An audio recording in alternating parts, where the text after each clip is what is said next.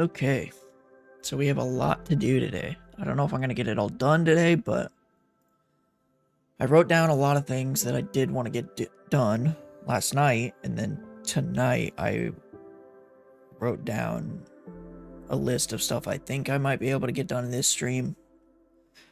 And if not, then I'll just move it to next stream. However, first, I want to open up my Stream Deck so I can add a couple buttons for my OBS, because it is so simple to do. So record, pause, and play. Literally that simple. I just had to drag two things, and I was too lazy to do that. Okay. So now I can record on demand. I did say last night that I was not going to go to the end Outer Islands and just like save it for going there. However, I did actually look in creative just to see if it existed, because I wanted to find the actual Farlands, because I got one of these popped up and said go to the Farlands or something like that. I don't know exactly what it said, but it said something about like something Farlands. So I was like, oh, does that mean the Farlands actually exist? So I went in a creative world and just like teleported as far out as possible in the overworld. Tried to find it, realized that there's just a barrier there, and that they completely patched the Farlands in general. So the Farlands don't exist at all, which I didn't know that one.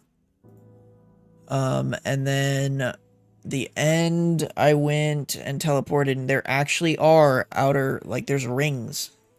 Once you go far enough out in the end, there's just rings of void, and then it like has islands and stuff.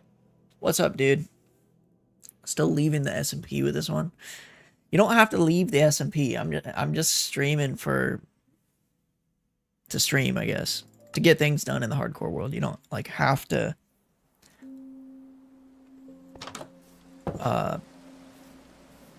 stick around, you know. I appreciate it though. But I do have a list of things I wanted to get done this time, and the first one is a villager breeder. I don't know why I put that first. Yeah, there might be stuff like that in Bedrock, but on Java it used to exist, but then they added a world barrier. Actually, I guess I could show it.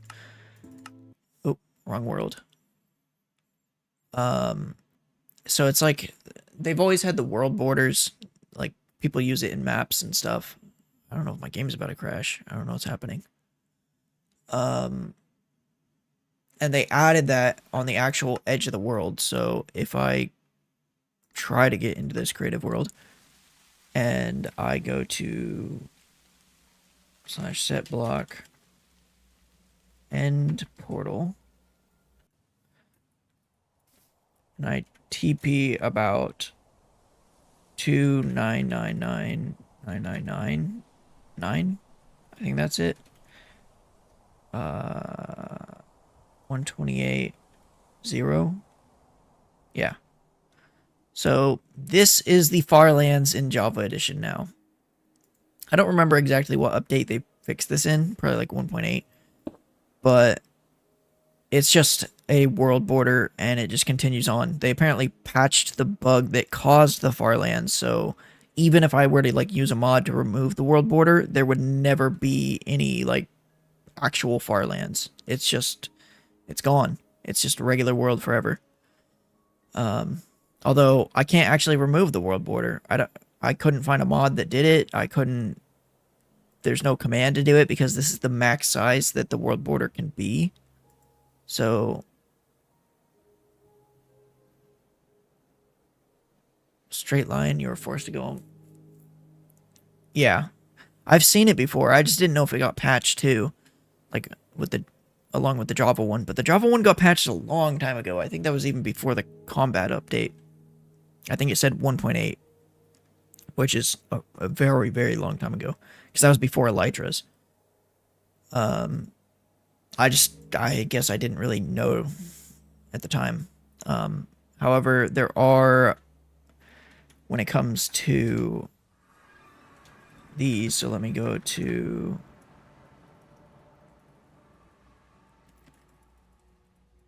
this one right here. And you could see in the end, there actually are rings. So you see how it's like cut off right here? We're actually 30... How far is that? That's 370,000 blocks out in the end. And then you get this like cut off ring. So it's basically just like these giant rings. And then there's void for a long time. And then it goes back into islands again. So if I go all the way to the right for a while...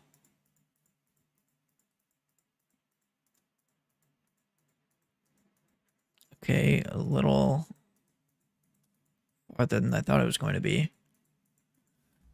I think it's like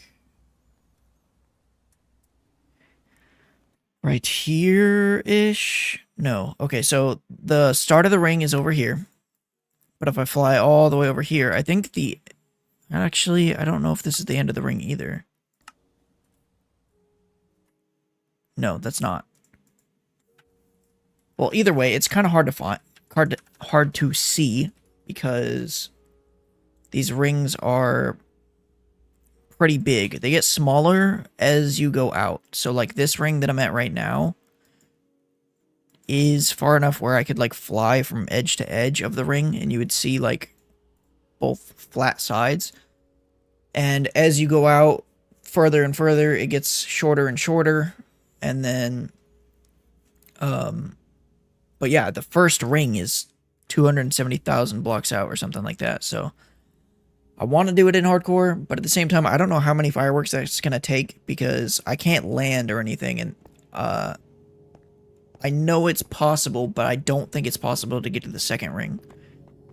So it's just like the void is probably 50 to 100,000 blocks of just pure void. And you have to fly across that, and that means that you have to fill your inventory with fireworks because you cannot place down a shulker anywhere because it's just void. So I don't really know how it's going to work. I don't know how long the travel time would be either. Like, I want to do it, but at the same time, it's just one of those things where, like, once I get out to the second ring, I'm pretty sure I'd be stuck forever. Unless I, like, literally... I don't even know. I don't see how you could possibly get back. Because I'm not bridging 270,000 blocks. That would take years.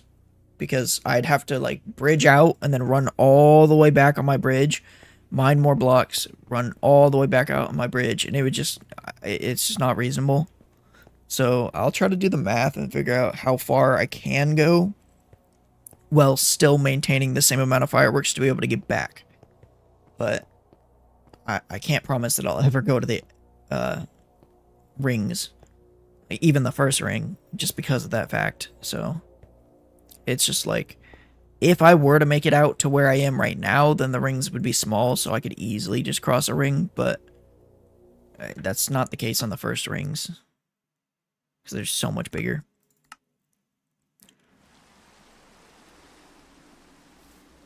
Yeah, but the bundles aren't going to really help, because bundles only hold a stack of items.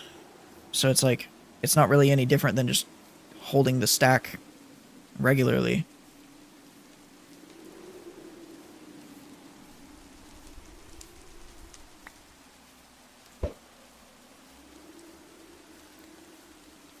That's why I don't really like the bundles, just because, I mean, I do in a way. It's really good early game, like really early game, but as soon as you get out of the nether, I don't think bundles are really useful anymore.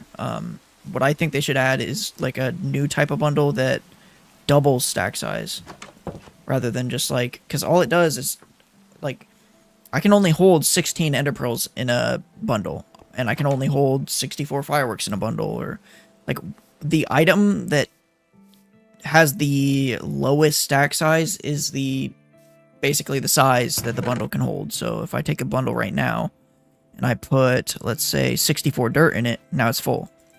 But if I put 32 dirt and a water bucket, I can't do that because a water bucket is non-stackable, so I can only put one water bucket in there. Same with, let's say, what's something, do I have ender pearls anywhere? I do not. Is there anything else that can stack, but it's a small stack? Here, I'll just pull out some ender pearls. Okay, so if I take 8 ender pearls, that'll fill it halfway. If I put another 8, now it's full. So what that means is I can actually put 32 dirt in 8 ender pearls, because that's, even though that's only 40 blocks or 40 items total, that's half of the stack size of the... And actually organize my stuff. I don't organize my stuff usually, to an extent. I mean, like, I did last stream just because, like, I went to the end cities and got a ton of loot, so I have a ton of diamond tools, ton of everything, just trying to get, like, maxed gear. And so at this point, I have a full maxed out set of armor. The only thing I'm missing is a Silk Touch diamond pick and enchantments for my axe. And that's why this stream I was gonna set up a XP farm, a villager breeder, a carrot farm, so that I could work on getting golden carrots in the next stream. A honey farm so that I could build a super smelter, but that's not... I don't know if that's gonna happen this stream. I have it listed for this stream, but there's a lot already, so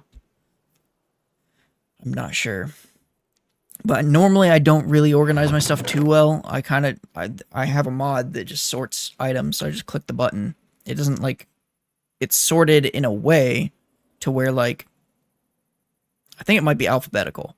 Yeah, so, like, everything alphabetical is sorted, which kind of makes it nice, but it's not really sorted in the way of how I would normally sort things. Like, normally I'd build an item sorter so that I could just put my stuff in it, and it would, like, put all the stuff in their respective chests.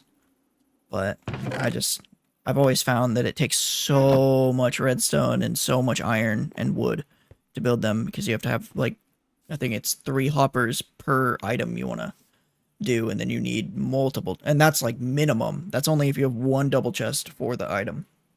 If you're having, like, 2 to 3, then you're now at 5 hoppers. And so it's just, like, I don't know. It's just, bundles are, like, they're cool. It's a great idea, but I do feel like they should add something that's, like, early game that lets you double stack sizes, so that maybe it only takes 1 item, but I can, like, hold 2 times the amount of blocks, basically. Because it's like, shulker boxes already do that, but shulker boxes are obviously, like, end game.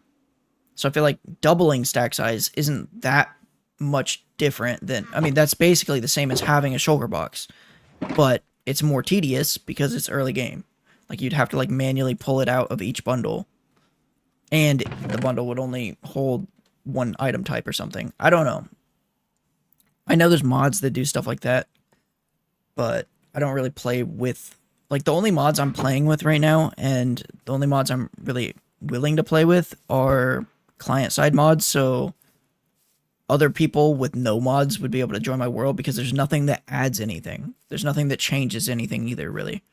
Like, there's a couple things that kind of change stuff, but it's more like if I kill a mob and XP drops on Java and Bedrock, you can only pick up so much XP at a time because the XP just absorbs really slowly. So I have a mod that makes XP clump together into a single XP orb so that I don't have to deal with limits of how much XP my farm is generating because I can just pick it all up anyways. So I do have mods like that that technically aren't just client side, but for the most part I just play with client side mods, so I don't really play with don't go too deep into the bundles. Well, I want better bundles. I want to double my stack size because, like, the thing is, like you said, put the stuff in the bundles. If it did double the stack size, then I could actually do that. I could put 2 stacks of fireworks in the bundle and it would actually be worth it. Because then I could go out there and I wouldn't have to place down a block to pull the items out. I would just be able to right click the bundle and just pull the items out. But the issue is that I have shulker boxes, but I can't access them because I'm over the void for 100,000 blocks. So it's like, I need something like a bundle where I can access it. But at the same time, the bundle doesn't help because it's like, again, I can only put the stack of items.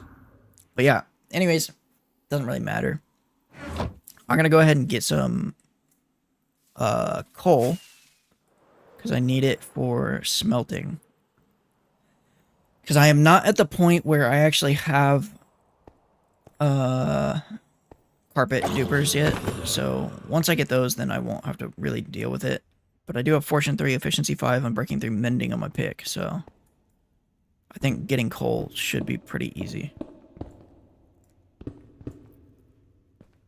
I'm probably not going to get netherite for a little while, just because I don't even think I have a template, first of all, but second of all, I just don't really see the need of getting netherite.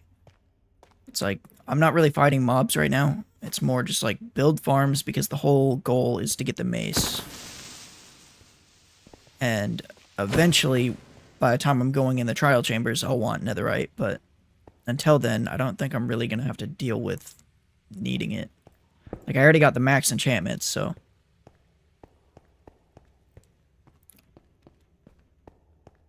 I have not used the copper golem, and the only reason is because I don't think I'm going to use it when it comes out. I thought it was amazing until I saw people making farms with it, and then I realized how bad it was. And, like, it works, but it's so slow. And it's really, really difficult to get it to do, like...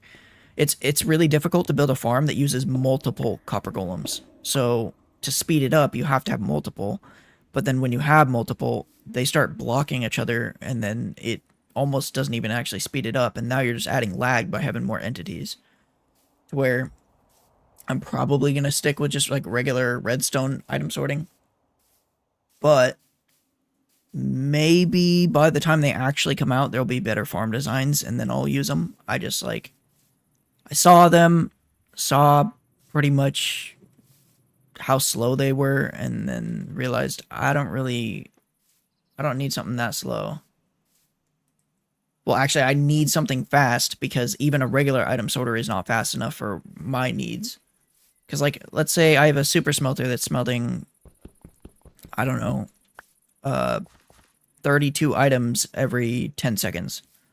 Well, the copper golem can only pull... he can only hold 15 items at a time of one type. The game is played normally with farms. It's just a sandbox game. It's like, my type of playstyle is automate absolutely everything. That's what I have fun doing. Is once I get to the point where I can automate everything, then I can just build. I don't have to worry about, do I have all these blocks, because I can just go turn on a farm and I'll have the blocks. So that's like the whole reason for it. Because otherwise I'm going to have to sit there. Like, the thing is, if I was back in school again, I had all the time in the world, it'd be different. I would definitely just play without building. I mean, I'd still build farms, but I wouldn't be as intense on I have to build a farm to do this. The thing is when you only have so much time to play the game, you don't want to spend it doing the same thing over and over and over and over every single day. There are farms in the rule books. There's a few farms actually, and redstone farms. It just depends on the book that you're reading.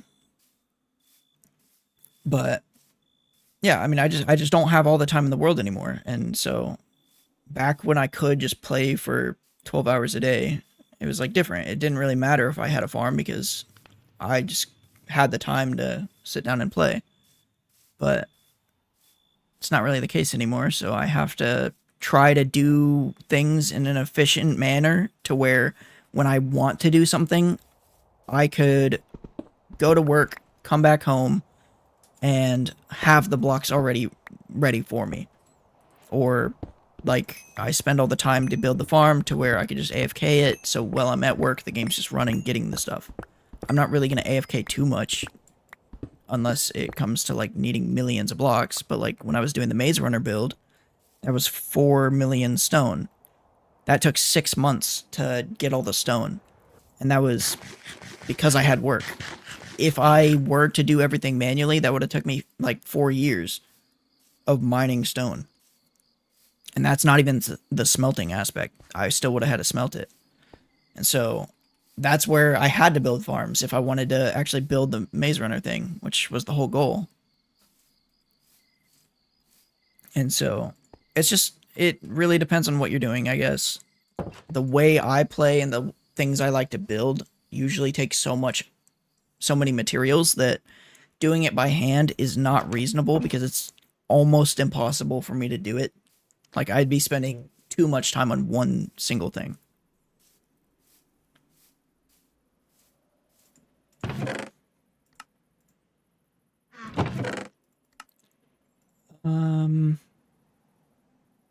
So I got that. I need sand so I could get glass.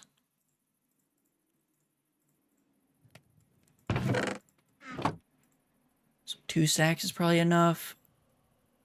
Actually, that's probably not enough, but I think it'll do for right now. And then I'm going to need more wood. But I think I have wood. At least a little bit.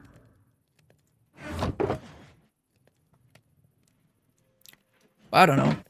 I personally enjoy, like, okay, I will say I don't really enjoy building farms. But it's mostly because when I'm following a tutorial, it's kind of boring. However, if I'm building the farm from scratch, like learning how to build it, which is what most of my farms are actually built by me.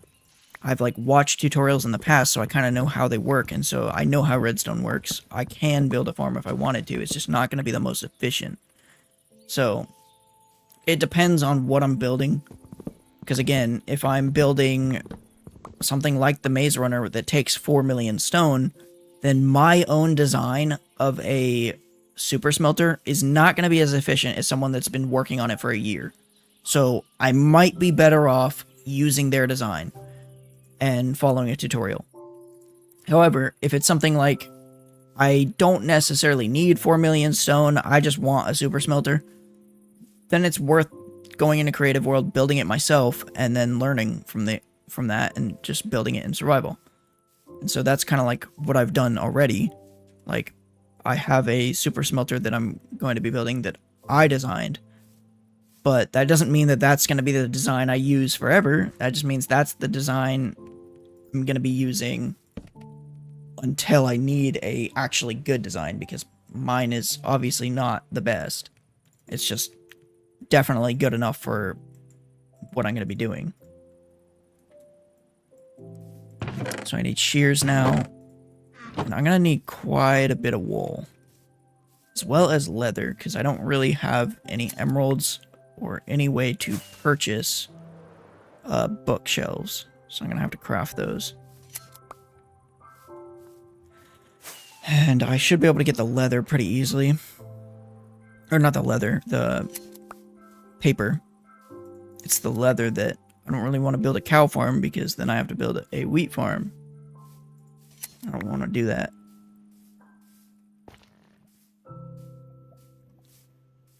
And plus, cows are just like... I don't really need leather that much. I think once I get the bookshelves... Actually, I'm probably not even going to do that. I'll probably go to the end, or the stronghold, and just mine the bookshelves there. With my silk touch pickaxe. And then... yeah, I think that should be fine because I just need the enchanting table.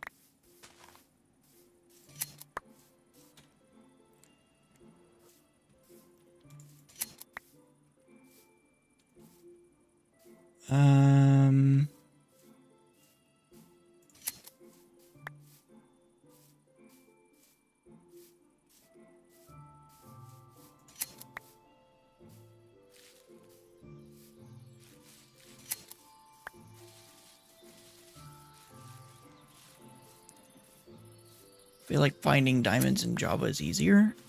I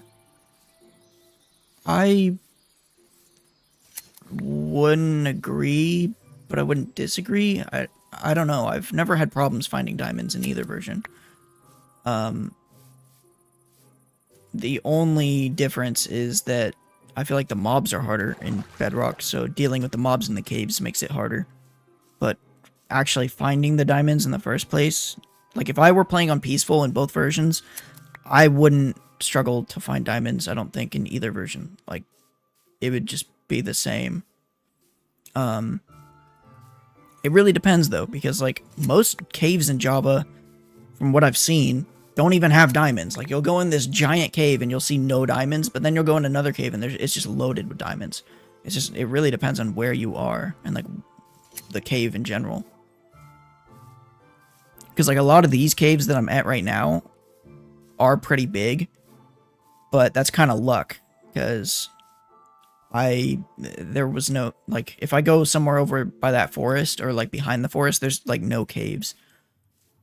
I mean, there are way underground, but there's no, like, entrances to caves. At least to the big ones. Okay, that's definitely enough wool for now. I need 4 beds, and I need... carpets, but I need 4 carpets, so I'm gonna have to craft 2 things of them.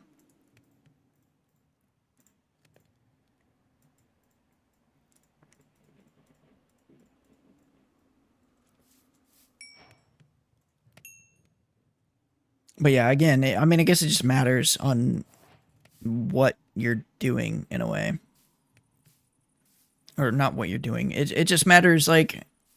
well, yeah, what you're doing, too, because, like, do you have an elytra? Because getting an elytra, you could fly in the caves so much easier, and so, like, that would make life so much easier getting diamonds. Are you going in the big caves, or are you going in small caves? Because that also makes a big factor. Are you only deep slate diamonds? I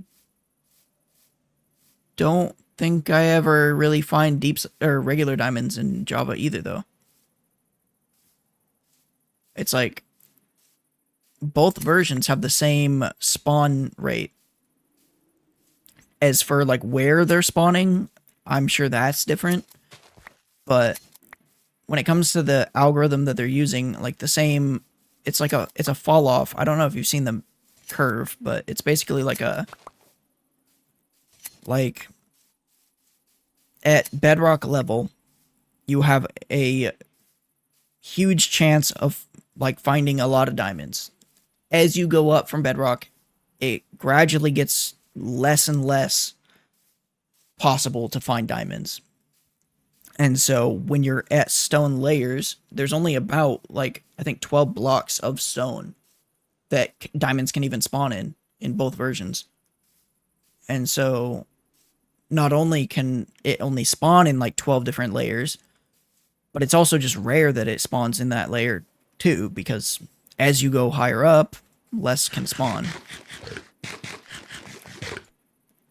But I mean, I definitely could be wrong. I just, I don't think I found, I really can't actually think of a time that I've found regular diamonds.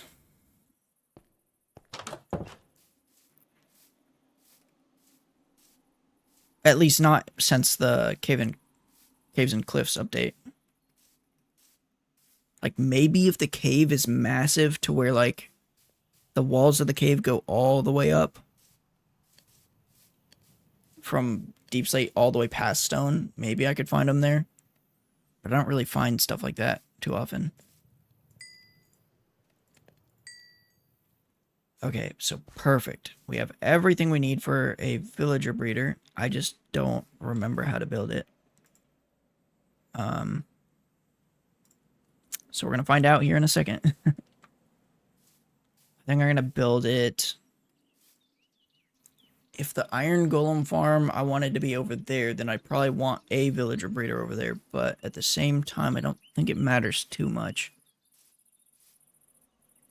I think a villager breeder right here in the middle of the village could be good. I don't really need too many villagers either, though.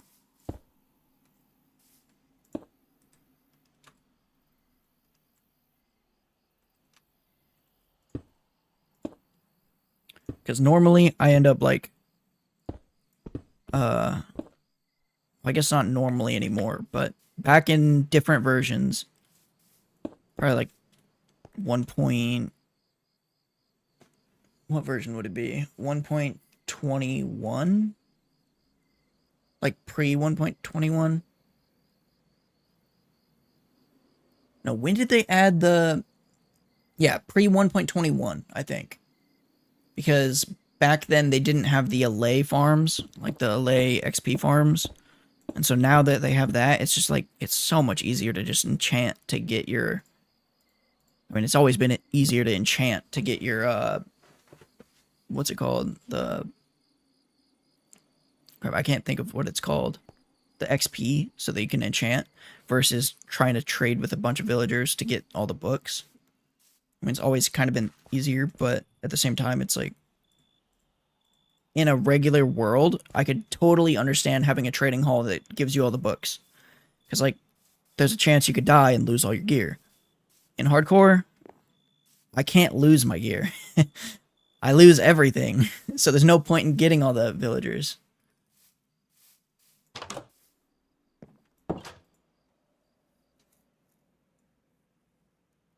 I don't think I would ever play hardcore on Bedrock, though. I don't think I would last longer than... I don't think I would make it into the Nether. And if I made it into the Nether, then I don't think I would survive the Nether. But I'm not sure. Maybe I would. I just feel like I'd have some random glitch happen and I'd just, like, fall to my death.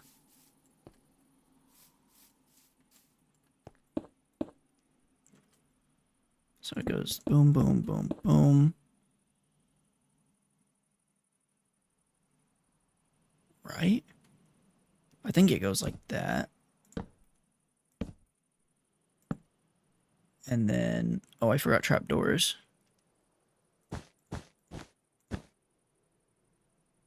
I'll just craft another crafting table.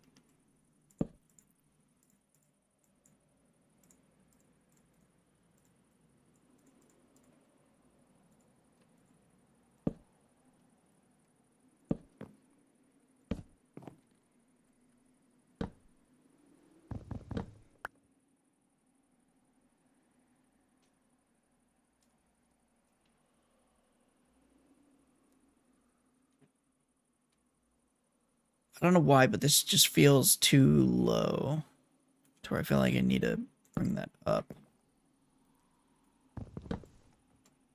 Because I can jump out of this, but I don't think villagers can. Bro probably has notes. Hardcore Part 5, turning my village into a medieval kingdom. I wish I had notes at all, but I don't have notes at all. That's why I haven't been recording videos. Just because, like, it's so hard to make a video when you don't have notes on what happened when. Because then you have to go and watch 2 weeks of footage. to figure out exactly what happened. That's also why I'm streaming, because it's so much easier for me to go through a YouTube VOD and be like, oh, that's when that happened. Also, with the streams, I'm pretty sure I can mark on OBS like time codes of when things happened. And I could probably do that with a video too, but I don't know, it's just easier.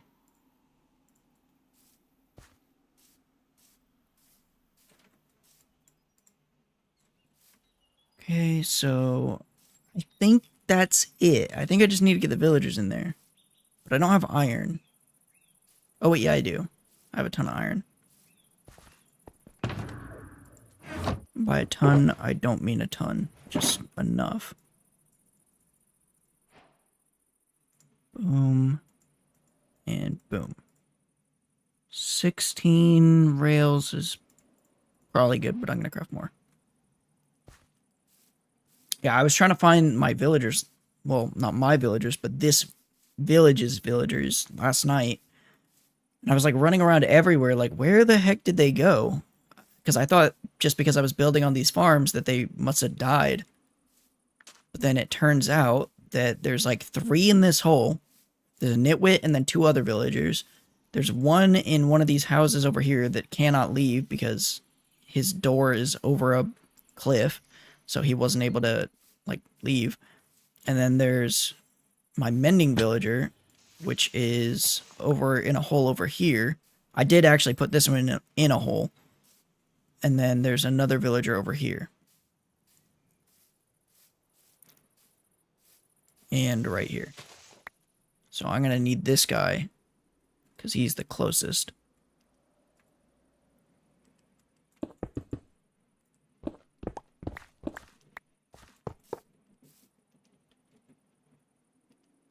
I'll probably just use dirt. It's just easier to get. And easier to mine.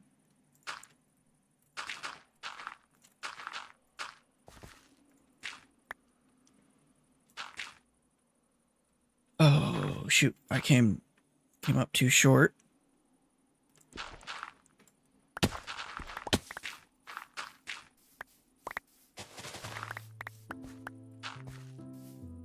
So, probably like right here.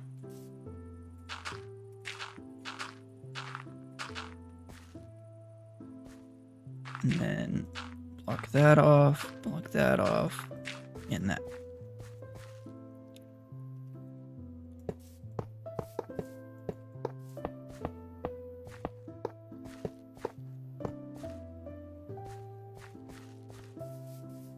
Yeah, I've played Minecraft for so long at this point that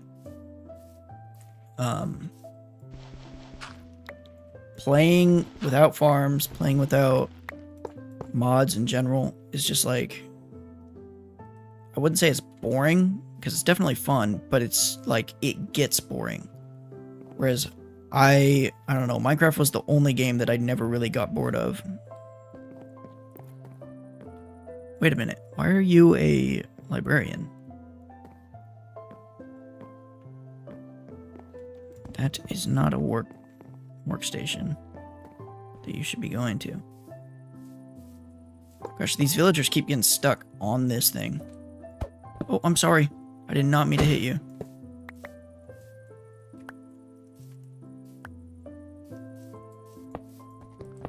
Stop going on top of things.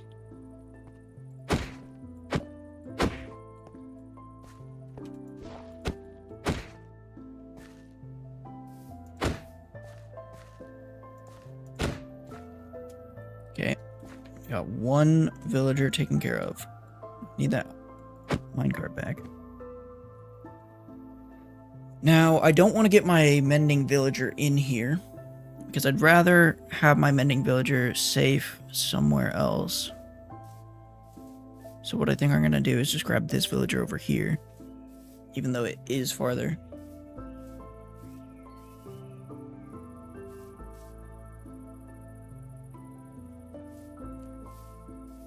Where'd he go?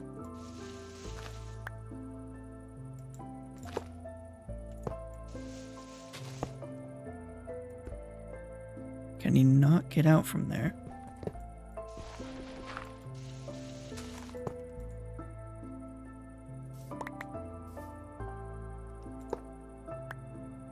There we go. I could make videos on the important parts of streams and put a pre-recorded commentary. Put on that vid, and you should have a YouTube video. Put in maybe clickbait thumbnail, and that's it. Yeah, it's just going over the streams, because it's like, at what point in the streams are, I don't know, it's, I wouldn't say it's hard. It's just a lot of time. And that comes down to the same thing with the whole farm thing. It's like, the amount of time I have versus the amount of time it takes to do things. It's like, it's very hard to manage things now. And, I mean, that's definitely the goal, is to make videos out of the streams. At least for the most part. Like, I'm not gonna obviously just upload the stream as a video, but like, it's gonna be more like every other hardcore YouTuber, where it's like, they make an actual video out of it. It's just, I'm using the streams as footage. Obviously, I'd have like replay footage shots. I'd have pretty much, like, if I'm trying to explain something, I don't have to be in the, it doesn't have to be footage from a stream. It could just be like, this is how an iron farm works, and then like I could show like a clip of it from creative mode, but it's just, it's very time consuming to, 1, make the video, 2, go through all the footage, and then 3, the biggest one that became very important that I didn't realize was going to be, is file sizes. I didn't realize how large file sizes get when you record for 6+ hours. Because like a hardcore video isn't just I beat the dragon, because that's not really a video. I mean, I guess some people could make a video out of it. I don't feel like, I mean, you look at any hardcore YouTuber now, and their first hardcore video is like, I got every achievement in Minecraft possible. Like, that's what I'm trying to compete with at this point, because if I don't do that, you can't really make it as a hardcore YouTuber, because it's just, that's just, even those people that are doing that much effort and putting that much time into a single video are barely able to make it, because everyone's doing it now. And I'm not saying that I'm going to go and put that much effort into the video. I mean, that was the original goal, but that was the whole Maze Runner thing. I was going to put that much effort into it, because that was going to be the first video in the hardcore world. It went from literally, I started a hardcore world, I beat the dragon, I got an elytra, I built 20 different farms, I have absolutely everything I could possibly have, and we're only 10 minutes in the video. Now we're going to start building a 4 million 6-month long project for the rest of the 10 minutes. And like, that's pretty much how it was going. And after that, I had 2 terabytes of footage, and I did not want to edit 2 terabytes of footage, so I never did. I mean, that's not exactly what happened. Like, it's not... I'm trying to compete with people that have no life, which I have a life now, and so it makes it almost impossible for me. But at the same time, it's still technically possible, because, like I said, it's almost impossible. So, it's just a lot harder than it would be for someone that has all the time in the world, or is still in school, so they don't have to pretty much work for 10 hours a day and then come home and only have like a couple hours. And like, it's also a lot easier for other people, because they don't have to go and make their own food. Like, I have to pretty much come home, do all the chores, make food, and then after all that, you have like 2 hours to do anything before you have to go to bed for work again. So if you only have 2 hours a day trying to make a video, trying to record the video, all of this does not really work with only 2 hours a day. So, I don't know. I think the biggest part is I should probably look into getting an editor. I don't really know who I would try to outsource. Yeah, that's the only reason I haven't been posting videos. It's nothing to do with, like, it's just so time consuming, and me finding it worth it is not, it's just not really worth it for the most part. But I want to make videos. I just don't have the time really. And when I do have the time, it's like, do I want to spend my only amount of time working on making a video? Probably not. But at the same time, it's like, I don't know. I do need to do it. So that's why I'm streaming right now, because I think this video, I'm not going to be doing like the hardcore, like I'm going to build this giant castle. I think this video is just going to be, I started a hardcore world and I got the mace. So pretty much the end of this video is going to be me getting the mace, hopefully. So it's not, I don't think anyone would be willing to do it for free, at least to the editing style that I would like, because I edited for a fishing channel and I was getting paid to do that, like a fishing YouTuber, and I realized how time consuming, because when someone's editing your video, you have to realize that they have to watch all of the footage at least twice. So if I have 2 weeks of footage that they have to edit into a 10 to 20 minute video, they have to watch 2 weeks of footage at least 2 times, because they weren't there to record it to know when things happened. All they know is I'm given footage and now I have to figure out how to piece this together. It's a lot easier for someone to edit themselves, or it's at least a lot quicker, just because they don't have to deal with that. If the person is out there recording with you, then it makes it a lot easier. And that's where the person I was editing the videos for, he wanted me to also be the cameraman, but that was just because I kept telling him, I was like, I don't have time to be, like, these videos, you're giving me 6 hours of footage. I only have so much time in my day. And so I have to pretty much spend all my time doing that. And I think that's actually when I stopped uploading pretty much on my other channel, was right when I started editing for him. And the main reason I stopped editing for him was due to the fact that I didn't have time to work on my own channel. I was just like, I don't have time to do anything other than edit for you. And I kind of want to work on my own channel. I want to be able to do anything else outside of editing in general. So it's just not, I don't think anyone would do it for free.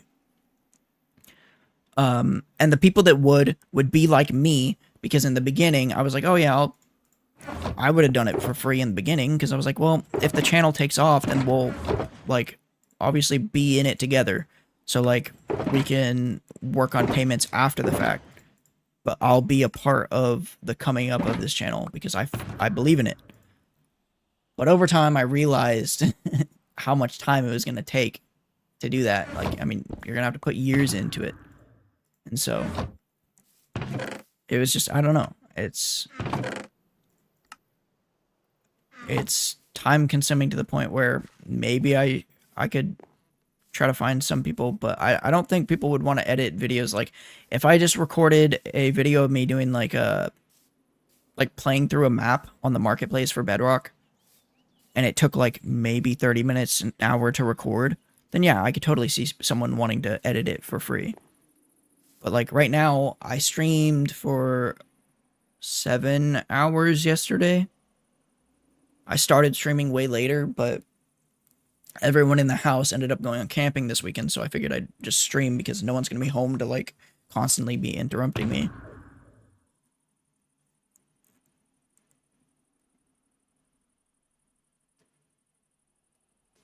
Maybe I should create videos instead of streaming.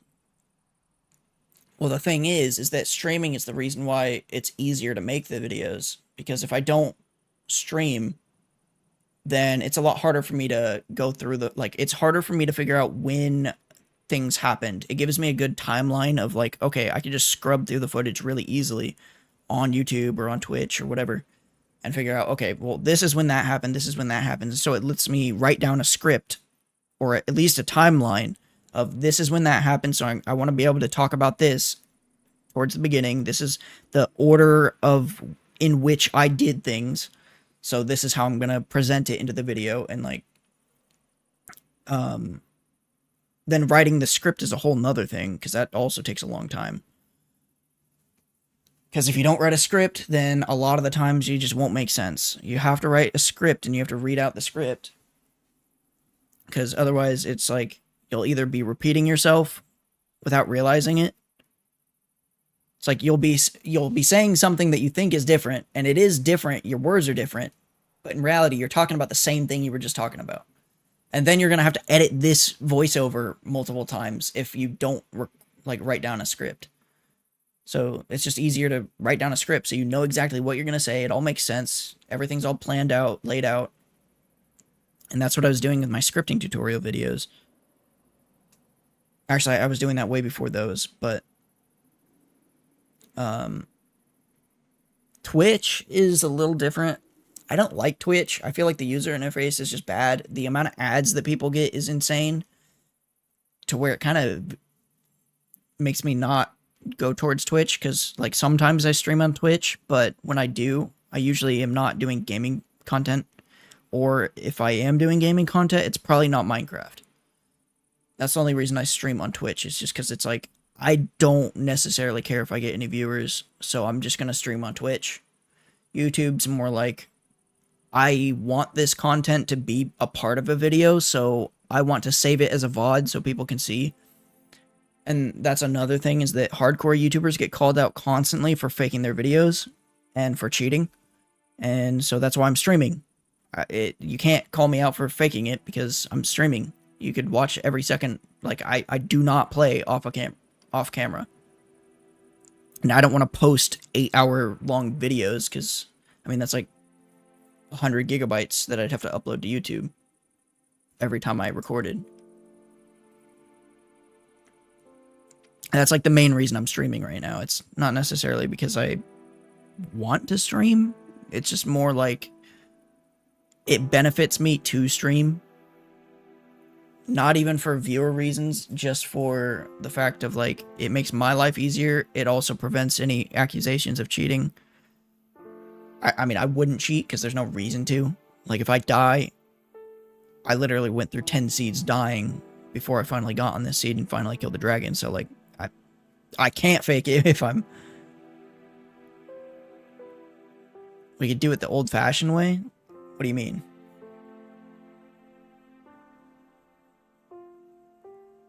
What is the old-fashioned way? Oh shoot, I need to make a...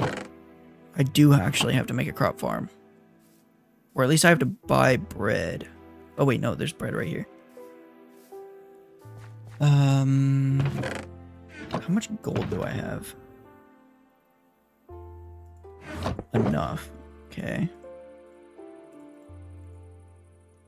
Yeah, I don't know what the old-fashioned way is.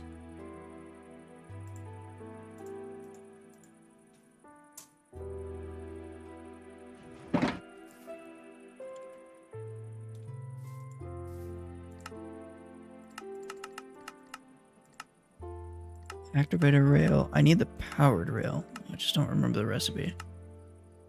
Oh, I did remember. I just thought I didn't. Okay, so I need that, and then I need cobblestone. 1 cobble. So I can make a lever.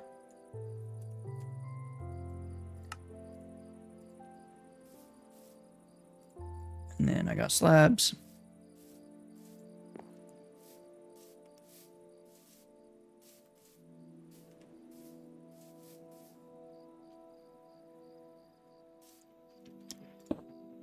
And I think it's gonna go like that.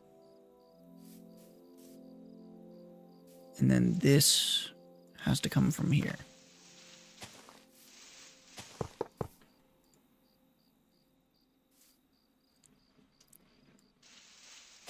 I think like that. Now let's see. Yep, that'll work. Shorts. It's the way I magically got 30 subs out of the blue. I'm not even trying to be a YouTuber. Yeah, I could do shorts. I just feel like people would like, I don't know, I guess people do like shorts just as they are. I just feel like it's better to make shorts that point to a video. It's like make the video first and then start making shorts of the video. So when people like the shorts, then they can go watch the full-length video too. Because like I watch shorts as well. I prefer longer videos. I don't it doesn't have to be long video.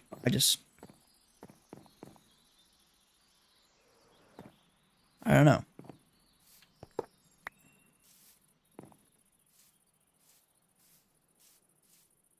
I think shorts are definitely doable. I'm just afraid of shorts because they can really ruin engagement in a way. Because, like, let's say, actually, I'll just take my friend for an example. So, my friend uploaded, I don't know if you know the game, what's it called? I don't remember the game actually.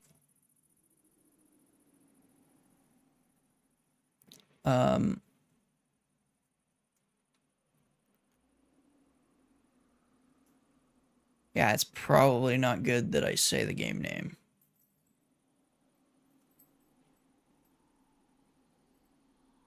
But anyways, he posted a short because I was posting shorts and getting some views, and so I was like helping him out when it came to like editing and helping him like figure out what to do better. And then his views started going up, but then he posted a clip without any talking, without anything. I mean, it was literally just like he just recorded the ending of the game and just posted it as a short. Like there was nothing to it other than just the ending of the game. And it got over 1 million views. And it was one of his only shorts. Well, one of his only shorts, I guess. And that got him about 1.5 thousand subscribers. But the thing is, he posted another short and none of those viewers came back. They all subscribed, but they never found the next videos. So his channel looks dead. You have 1 million views on a video, 1.5 thousand subscribers, and then you post a full-length video and you don't get any views, and you post another short and you don't get any views. Whereas if you post a full-length video and you get subscribers, YouTube literally pushes it onto their recommended every time they post. Because they subscribe for the full-length video. I don't know what it is. It's just like, when I post on YouTube on my main, well, I guess it's technically my main channel, but the one that I haven't posted on in forever, I still get views. And that's just because it pushes to my subscribers and then they see it. If I posted on a channel that I only got subs from shorts, they do not see it. I don't know what it is. I mean, I definitely know that you can end up finding someone that you subscribe to, like, by seeing them on your shorts feed. It's just not as common. And then 90% of the time, it depends on what they subscribe to you for, because, like, that example isn't honestly great, because I think my shorts were a little more engaging than his short. His short, where he has no commentary, it's literally just the ending of a game. They're subscribing. Honestly, I don't know why they subscribed. I like, maybe they just thought that they were going to get more videos like the ending of the game or something, but that never happened. And whereas my videos are more like, or my shorts at the time were like, if you subscribe, I'll mine a full chunk. I'll just take that for an example because I think that was my last short that I posted, if not close to one of the last ones. So I basically made the short for engagement, saying, if you subscribe, I'll mine a chunk, an entire chunk for every subscriber that I get from this short. I don't know exactly the wording, but I said something like that. And then what do you know? I get, I don't know, a few hundred subscribers just from that short.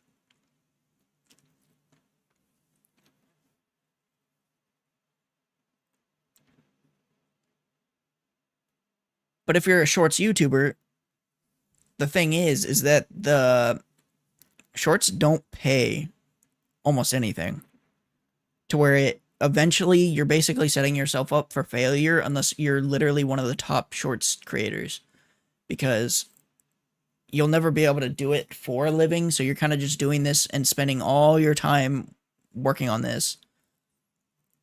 And I mean,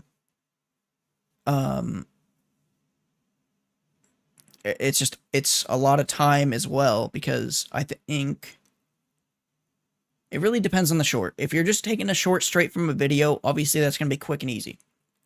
If you're making a short specifically to make a short, it can actually take quite a bit of time. Especially if you're doing the voiceover for it, you're doing everything like a real shorts YouTuber would do.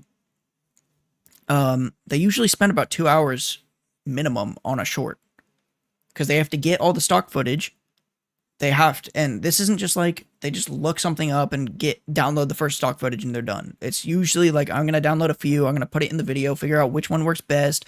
I'm going to record the voiceover. I'm going to figure out, does this voiceover make sense? Is it engaging? Does it make, like, there's a lot more to it than just record and stuff.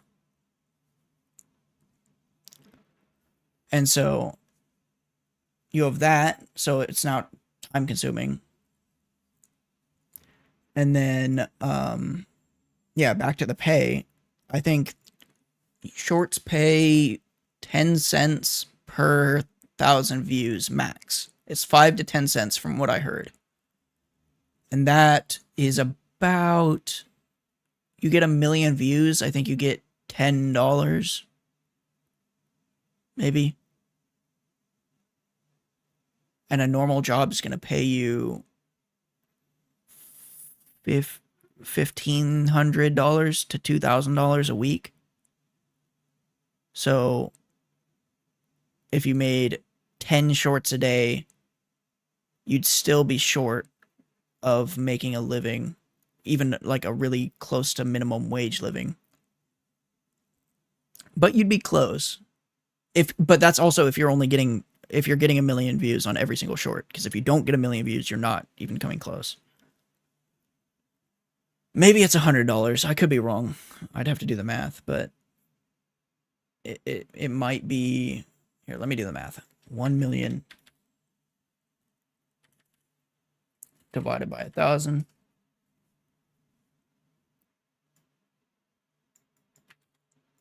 Okay, I need to pull up the calculator. Divided by 1,000. Oh, that's just 1,000 times 0.1. So this is the absolute max you could get from a video. Okay, so it's $100. So yeah, I guess if you were getting 1 million views on each short, you'd be getting $50 to $100. So you'd have to post 2 to 3 a day, getting 1 million views every short to make about minimum wage.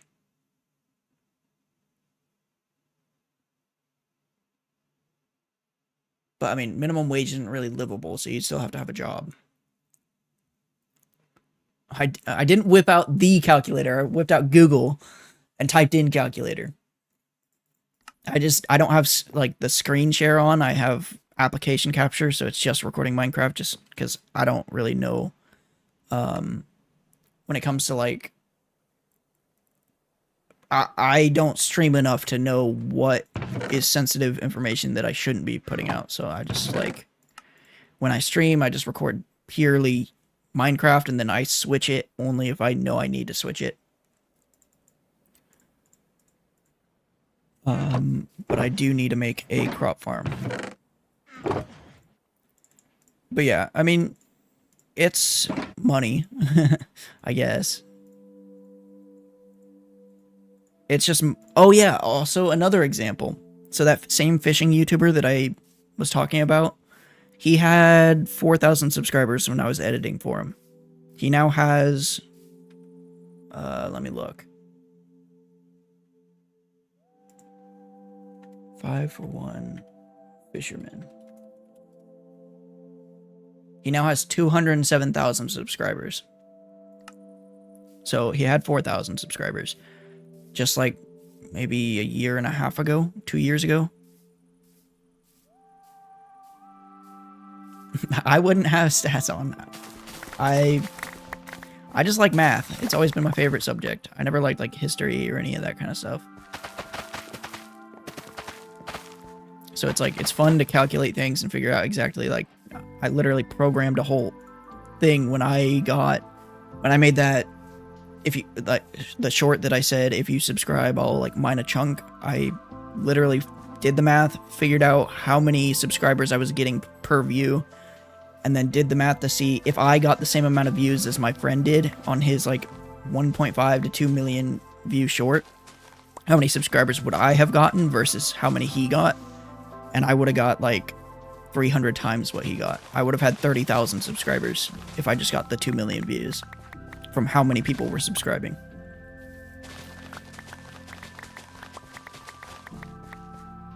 And so, I like doing that kind of stuff. I don't know. But, yeah, so that fishing YouTuber, he has 200,000 subscribers now.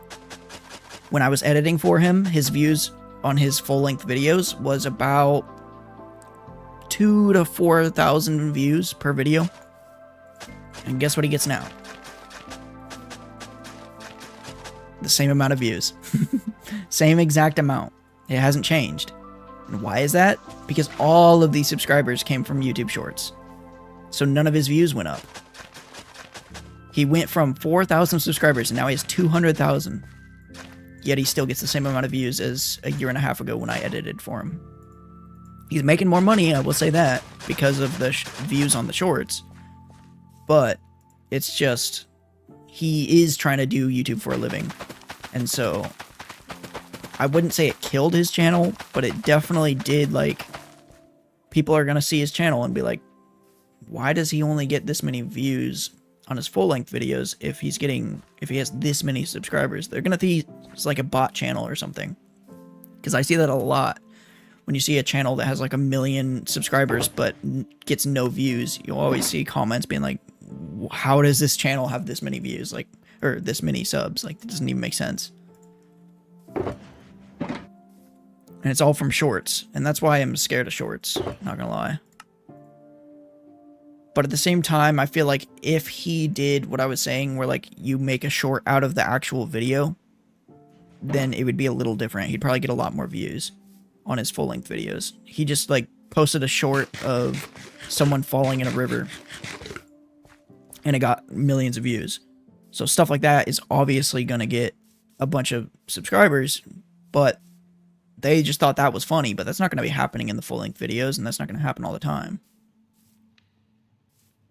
I shouldn't be like other hardcore YouTubers? What do you mean?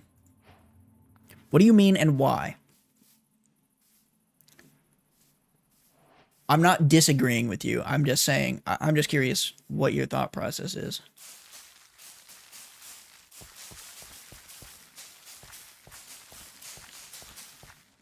Because I don't want to be like other shorts YouTubers in a way, because I feel like they put way too much effort into their videos.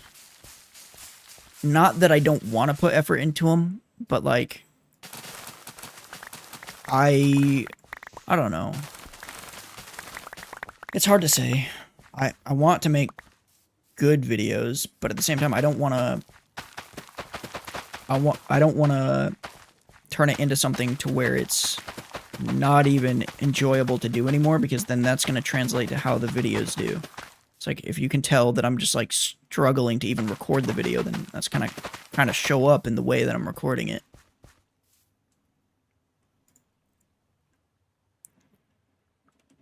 Yeah, I mean, it really depends. I guess there's a bunch of different types of hardcore YouTubers too. There's some that just post like, I don't know if you know Sandiction, but I guess he's the one that like pretty much made hardcore not popular, but hardcore YouTube pop off. Like, he was the first one to get like tons of views from hardcore because he died in his hardcore world. Yeah, I like math. I love math.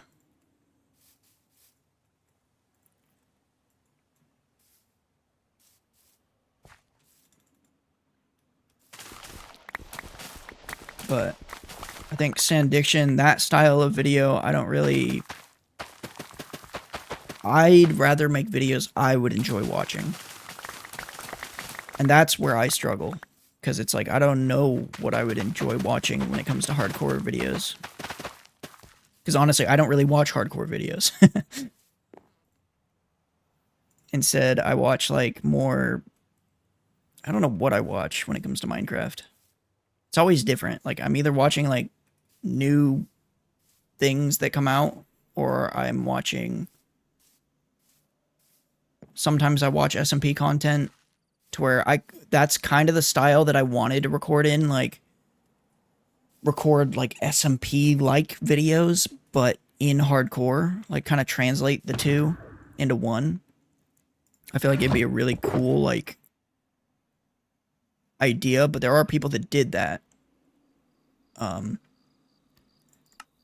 it's not like it'd be new, it would be more just like, I don't know, it wouldn't be the general style that people think of when they think of a hardcore video. I mean, I guess it really depends on the person that's watching the videos when you ask them what you think of what a hardcore video is, but when I think of them, I think of the ones that literally started hardcore videos and got really popular, and they're overproduced. They're like almost Mr. Beast style, which isn't a bad thing. It's just not really what I would watch.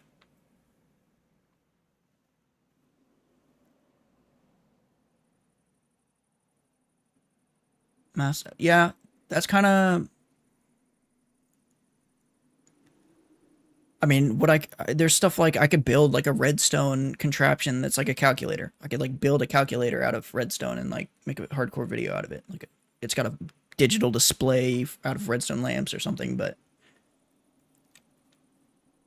there's stuff like that that I do want to do. I'm just not sure how I would do it because I'm not really good at redstone per se. And actually, that's why I started doing scripting tutorials on the other channel. Specifically because I actually liked scripting in Minecraft. I love coding. Coding is one of my favorite... That's what I do when I'm not streaming, is I'm coding. I'm either making my own games. I never publish them, but I'm always like coding, just learning. Or I'm just doing math, figuring stuff out because I think it's fun. And so that's why I started doing the scripting tutorials, and actually those got a lot more views than I expected. Not that they got a lot, but a lot of the people that came to my channel came because of the scripting tutorials. Like, when was the last time I posted a video on that channel? It was... I mean, has to be over a year ago, right? Probably. The last video was, yeah, over a year ago. April 26, 2024. But yet, if I go to my analytics, I'm still getting almost 8,000 views every month on that channel. Just because of those scripting tutorials and like the shorts that I posted of my add-ons and stuff. So people are coming because they're like, oh, that's a cool add-on. And so I'm still gaining subs, about 10 per month, which isn't a lot, but for not posting in a year and I'm still getting 10 every month, that's... I wouldn't say dead. Like, my channel's... I wouldn't say it's dead. It's definitely like, it looks dead because I haven't posted in forever. But I kind of felt like the scripting was very limited, and I liked making games more because it was less limited. But I didn't really want to switch to making coding reviews.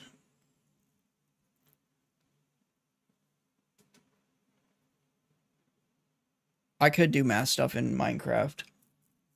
I could design farms and do the math to figure out the most efficient way to build a farm and stuff. I don't know. There's a lot of things I could do.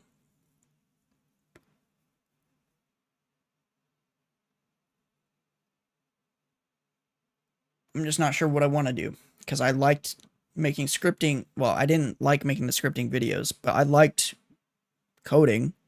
And so I thought, oh, well, maybe I could teach people how to code because I struggled when I was new. So maybe I could teach people to learn a little bit quicker because now that I have the knowledge of how I learned from watching tons of different videos and trial and error, maybe I could like help people do that. And it worked out. But I feel like math, but it's Minecraft. But how do you do math in Minecraft?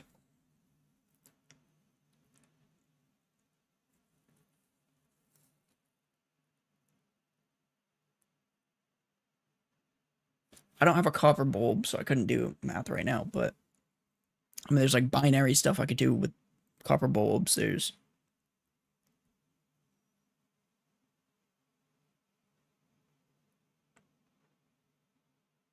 so many. That's why I love this game. There's an unlimited amount of things you can do. I've been playing for like 10 years now, probably even longer. And yet I have not run out of things to do. If anything, I am struggling to do everything that I want to do.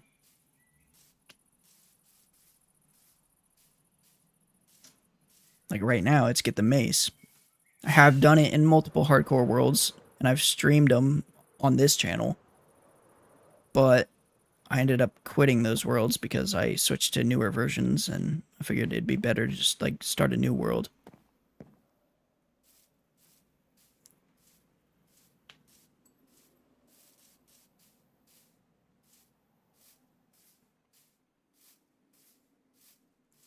Yeah, I just feel like it's hard to do math in Minecraft without redstone.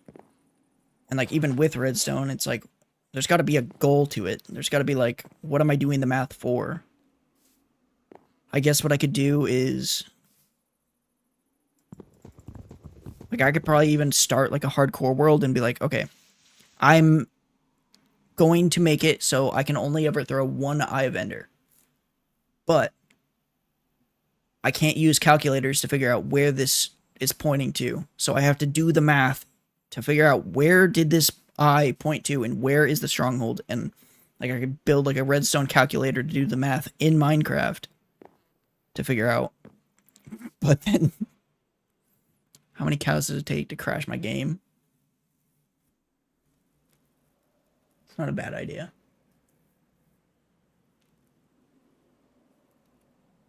That's actually one of the things that I was telling my friend when he got like 1 million views on a short. He was asking for other video ideas, and I was like, you know what? You're playing Starfield a lot. So why not just like go and use one of the commands to spawn potatoes and make a short just saying like, for every subscriber I get from this, I will spawn 1 potato in this room.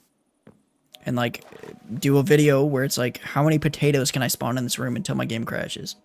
Like stuff like that. And I kept telling him, but I guess he wasn't playing on PC, so he couldn't. Using math to kill the Ender Dragon. How many blocks do I have to fall to one-shot the dragon with the mace?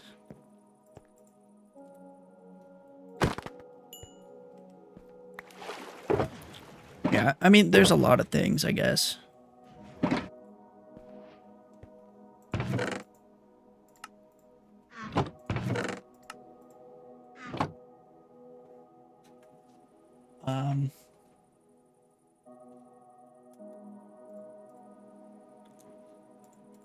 Wait, what was the next thing I had to do?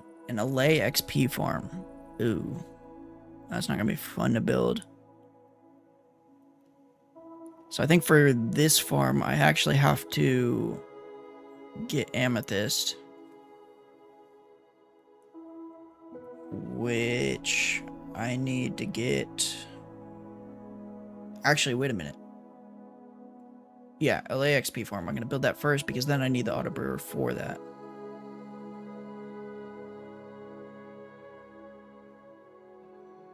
Can I create a copy my Minecraft? Of Minecraft? What do you mean? Like code a copy of Minecraft? Or make a copy of... What do you mean?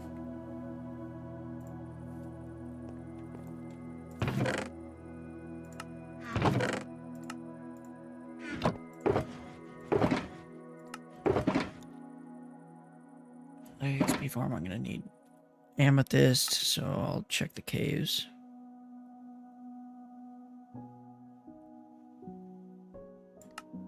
There's one over here.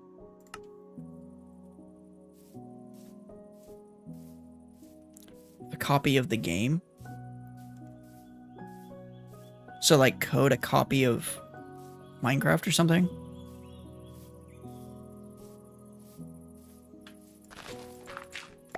I have already coded copies of Minecraft, so I do know how to do that.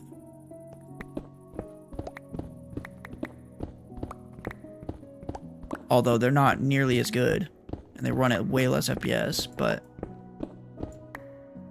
that's like my favorite way to code because it's just like it deals with a lot of things when it comes to coding that I wouldn't say I struggle with, but when I was new to coding, I definitely did not understand at all what I was doing, and that was probably the most difficult thing for me, was coding games like Minecraft and like procedural terrain generation and stuff like that.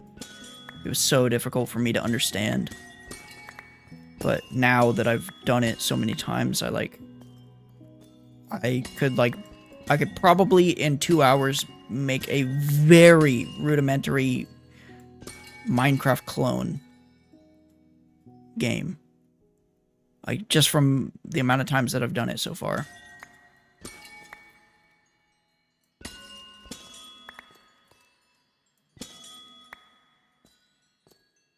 Okay, that's definitely enough amethyst.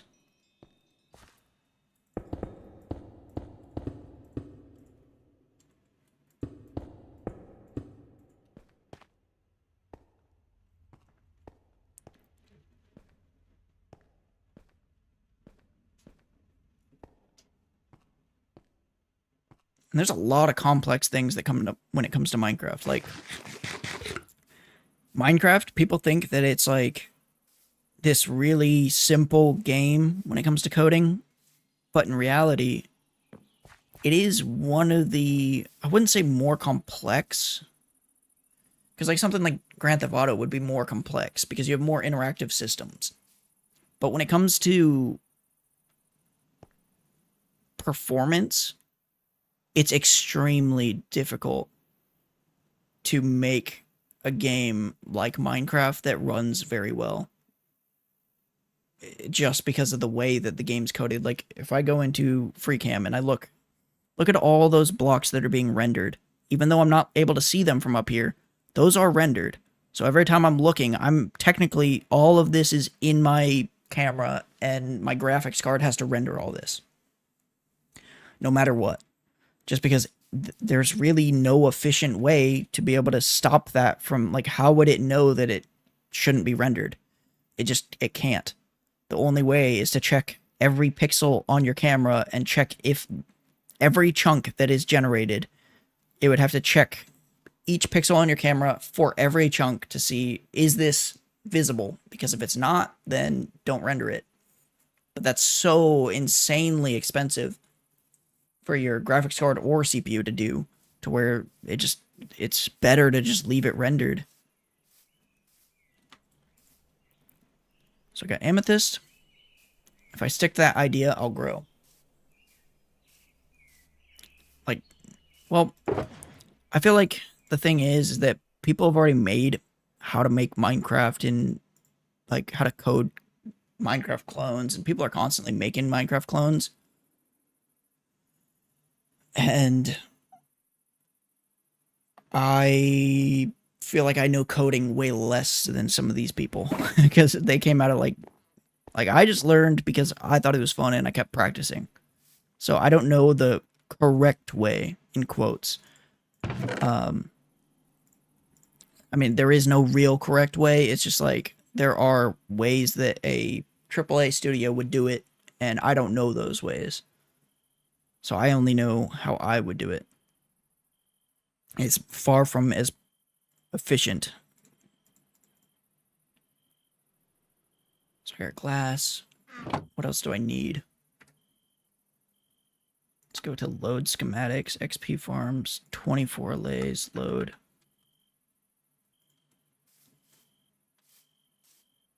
I'm gonna put it... I gotta put it far enough away to where it doesn't interfere with any portals that I end up putting over here. So I'll probably put it over here somewhere.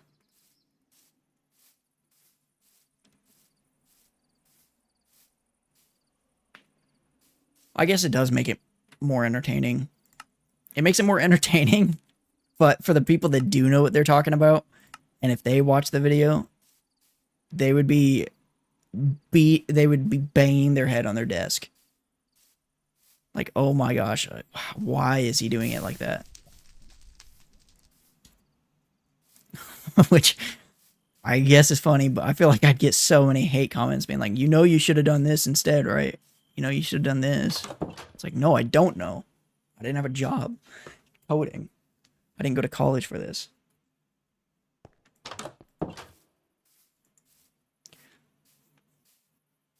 But it's also gotten worse because there's this YouTuber that blew up somewhat recently from posting YouTube shorts. And he's a game developer. And for a while, people loved him. And now all of a sudden, everyone hates him. And it's just because he's not good at coding. That's pretty much all it is. People just like make it seem like he talks like he's the best at coding. But I've watched his videos and he just doesn't. He doesn't say he's the best at coding. He never does. But people just like to assume things, and they like to say things about people that aren't really necessarily true just because they'll hear someone else say it.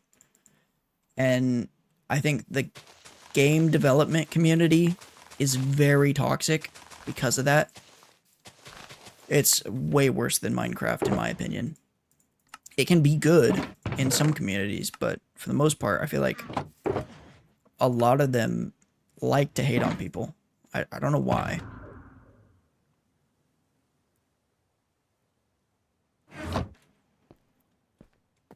So I got that. But now I need to... I don't know how I'm going to get lay in here.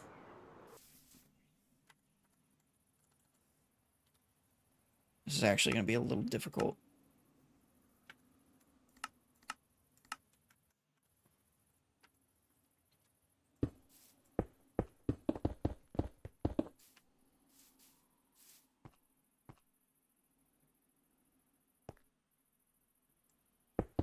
Oh, I can tell you right now, it would be completely obvious. I wouldn't have to say anything. Like, I guess maybe to some people it wouldn't be, but to anyone that would be criticizing me, it would be completely obvious that... But that's the issue, is that Pirate Software, the person I was just talking about, that people hate on because they say that he thinks he's better than everyone else. He can never be wrong and all this other stuff. It's like some parts of what he says is what they say is a little bit true, but it's always so stretched. And like, he never claimed to be better than anyone else. He never claimed to be good at coding. He just said that he's been coding for like 10 years, and people hear that and they immediately just say, oh, he says he's the best. It's like they just take words and they make them how they want it to be. So I'd have to like repeat myself. I am horrible at coding. I'd have to say that a million times. Even though I'm not horrible, I'm far from it. I'm just not anywhere near that level. Like, I couldn't work on Grand Theft Auto, but that's also because it's a completely different language than the language I know.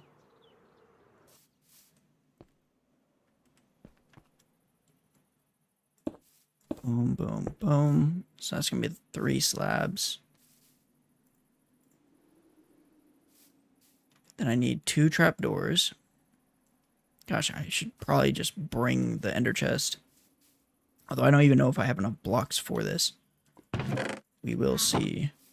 So I'm going to need that. I'm going to need trapdoors. I'm going to need the armor stand, which I should probably craft over here, because I'm going to need a smelt stone for that. This allay farm, have you made this in Bedrock? Because it's actually better in Bedrock. But it's actually really good. A lot of people don't use allays though. They use armadillos, but the concept applies both ways. It's the same farm pretty much, just using the potions.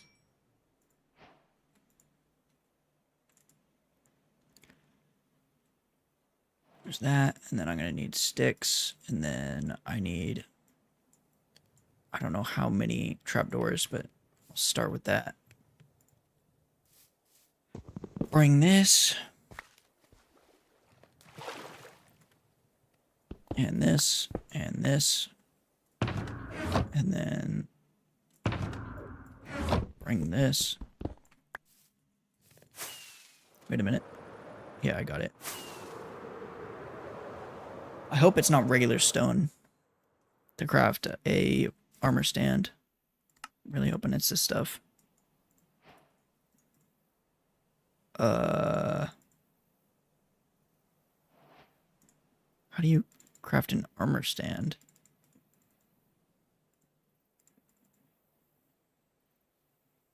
I want to do it without looking, but What?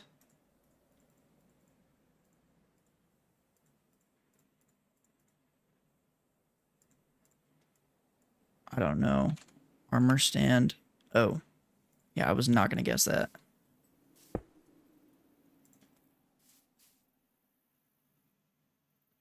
An allay farm is... Okay, so... Here, I'm going to turn off this. I'm going to bring this to all. So this is the hologram of it. But up here, there's water. And there's a bunch of allays in here. And there's a netherrack under him. Or under all the allays. So basically what happens is I light the netherrack on fire, which causes the allays to take damage. But because allays cannot die to fire damage, because they regenerate health just barely quick enough to not die, they're constantly just taking damage. Well, if you use the splash potion of infestation, whenever a mob takes damage that has that potion effect, it has a chance of spawning a silverfish. And so all these silverfish come jumping off of here into the water and fall down to here, where I can just swing at this and kill all the silverfish, giving me a bunch of XP. And the same thing works on Bedrock Edition. And it's actually way better on Bedrock because the silverfish spawn even more. Like, I feel like it's a higher chance that they spawn. On Java, it's like, I don't know, 30% chance that they'll spawn when the allay takes damage. Whereas on Bedrock, it's just like 75% or something. So you end up with like, just with 24 allays in here, which isn't that hard to get because they breed with amethyst. So you just like, you use a jukebox, and if you put a disc in it, then the allays start dancing. And if you give 2 allays, or actually, you don't even need 2 allays, because if you just give 1 allay a amethyst when it's dancing, it duplicates into a second an allay. So you have 2 now. And so it's not like traditional breeding where you need 2 animals. They kind of just duplicate, but they have a 5-minute cooldown.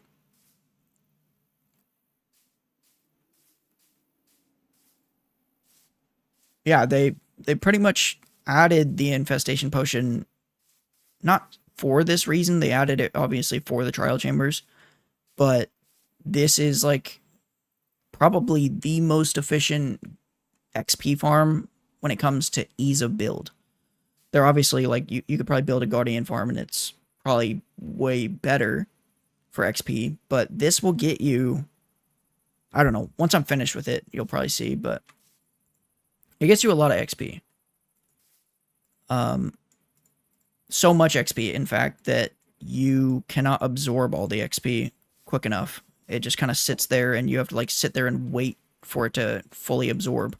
Because the allays, or the silverfish, when you kill them, they produce like really small XP orbs, so it's not like a lot of XP per orb, but there is so many orbs. And also, you could do the same thing with slimes. So if you splash all the silverfish at the bottom with the splash potion of oozing, then every time the silverfish die, they all turn into slimes. And then you have like unlimited slime balls, unlimited slimes. And it's like, it's so many that your game will probably lag like crazy. I think on Bedrock they say to only use 4 allays for this farm, because on a realm it'll start to lag if you have more, because you'll have so many silverfish down here. On Java, I can use like 24 allays, and that's like the max you can have until you have entity cramming and they start dying.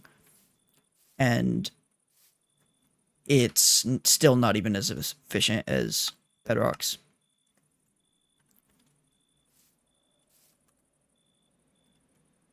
But it's definitely worth looking into, because it is the easiest farm to build if you have everything to make the potions.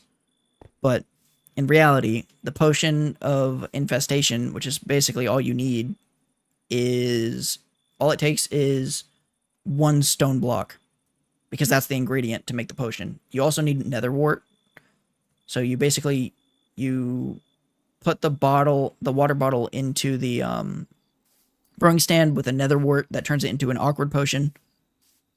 And then the awkward potion, or actually, I don't think it's an awkward potion, but it's whatever the nether wart makes. Almost all potions require nether wart. And then you just put a stone block in it. And then obviously gunpowder will turn it into a splash potion. So it's literally those 3 ingredients, and then you got 3 potions. And with just 1 potion, you could probably go from level 0 to level 40. Maybe level 30. But with 2 potions, you could easily get more than that. And for a stone block, 1 gunpowder and 1 nether wart, getting to like level 50 is kind of insane. And then same for the slimes. You'll obviously get XP for the slimes, but the slimes, like, it spawns so many of them that they'll start glitching through the walls of the chamber, and they'll end up everywhere. They will despawn, but it's like, it's advised to not to only throw the oozing potion if the chamber's like not that full of silverfish.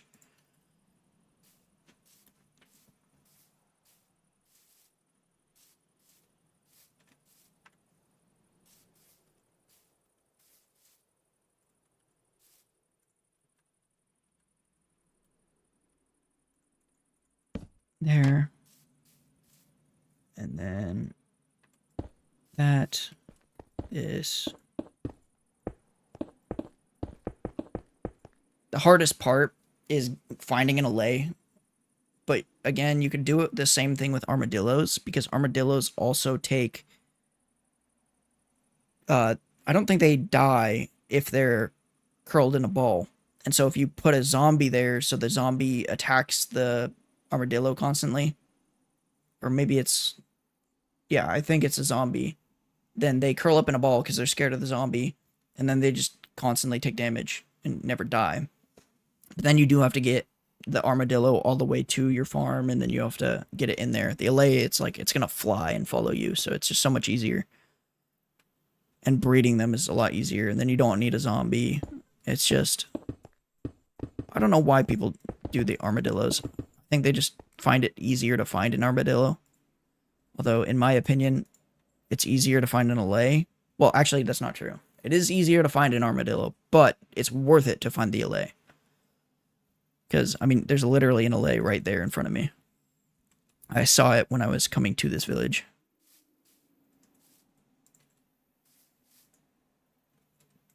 So like that, and then I need 1, 2, 3, 4, 5, 6, 7, 8, 9, 10, 11, 12, 13, 14, 15 signs, which is going to be almost all my wood.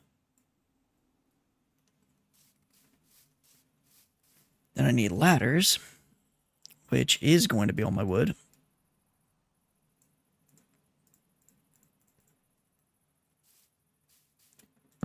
Boom.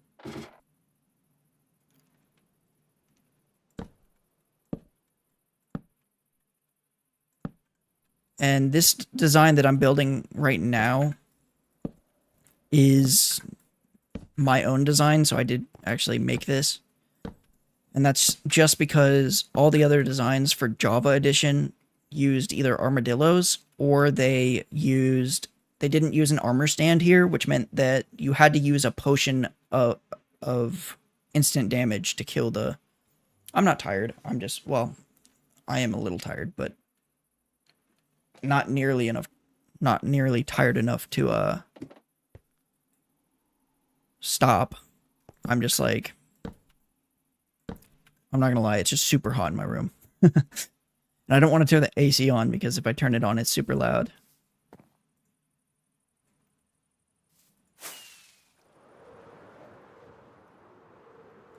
But my computer is like, it's basically a heater because of how good it is. It's so good.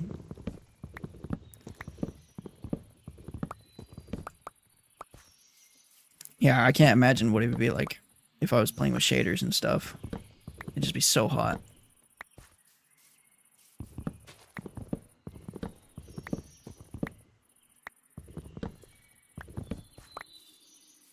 So that's probably enough wood. It also probably just sounds like I'm tired because I'm like trying to concentrate, but I'm so bad at multitasking to where I'm like talking and trying to do stuff at the same time where it's like kind of hard. I wouldn't say it's hard. It's just like I'm not used to it. So it's like I always have to either stop what I'm doing to finish what I'm saying or I lose my train of thought and then I end up saying something else.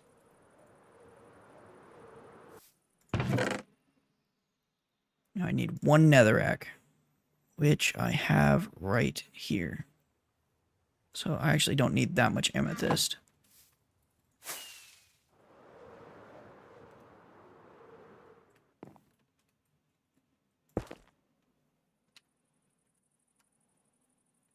So now the hardest part of this farm to me, other than finding the allays, is getting them in here because it's a pretty small, I mean, it's just a 1-block hole. So getting an allay in there and then trapped can be a little challenging.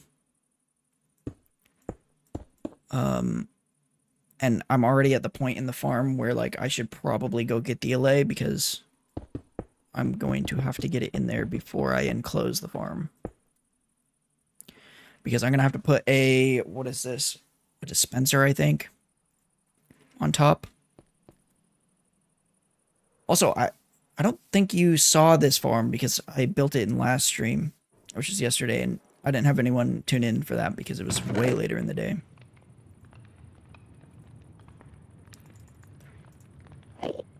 There's that. And then I don't have redstone. Practice my commentary during my free time. Yeah, I mean, I should. It's just weird because, like, right now it's a little easier because, I mean, obviously you're here, but most of the time when I'm streaming, it's like, there's not really anyone there, so I'm just talking to myself. And when you talk to yourself for 6 hours straight, it's like, I wouldn't say it's tiring, but in a way it is. It's not like physically exhausting, but it's mentally exhausting. Not in a bad way, it's just like, I don't know how to describe it. Because you're constantly thinking of more than you would normally think if you're just playing by yourself or like not talking to anyone. But now you have to like think of what you would say to someone if they were there, but they're not there. So it's not like they're asking a question and you're like responding. It's just like just talking to yourself. It's kind of weird sometimes. So I gotta get an allay. I'm gonna go get it right now. I actually don't know if this outpost was the one that had the allay. I'm pretty sure it was. But we'll find out once I get here. It is. Oh. Okay, guys, this way. What are you guys doing? You're going the wrong way.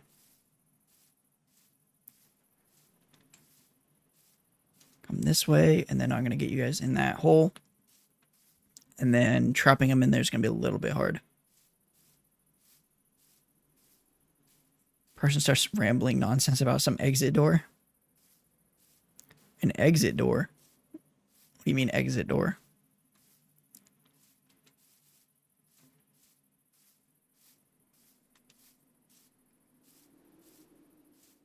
I'm not gonna lie. Last stream was pretty bad.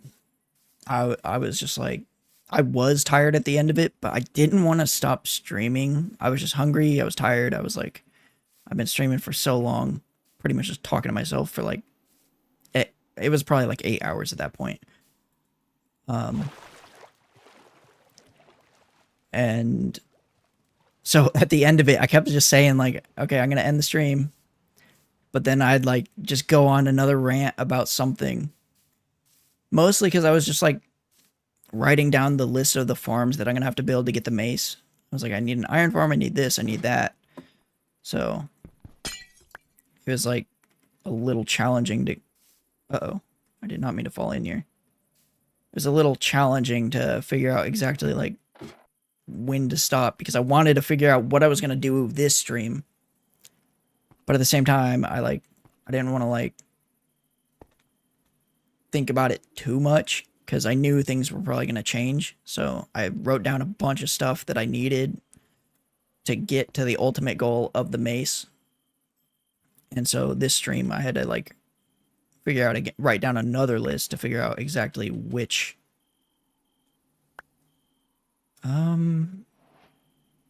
Wait a minute. Why are you not stuck in there?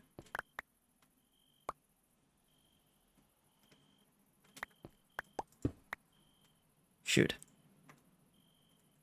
Where'd my thing go?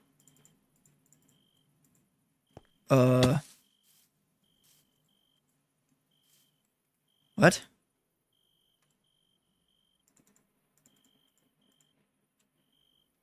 It just disappeared. Yeah, exactly. It's a little bit refreshing. Gosh, I don't want you guys to follow me though, because I need to go sleep. But I also don't want them to run off. Yeah, it's it's I guess it's refreshing. Why is it not saying you're getting XP? YouTube added this like XP thing, but it's not showing it for me. It's kind of weird.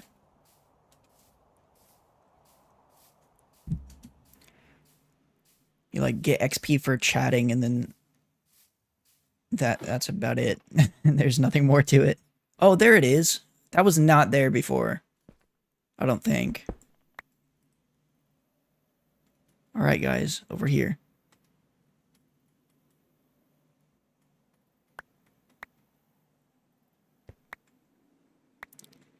I don't think I'm going to be able to get both of these in here.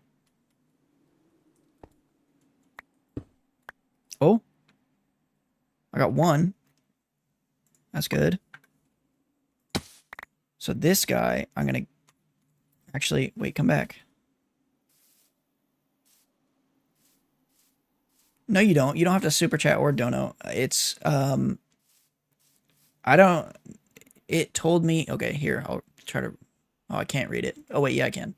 It says... How do you get on the leaderboard? You need to collect experience points or XP. Here's how you get them. Send live chat messages or send super chats and super stickers.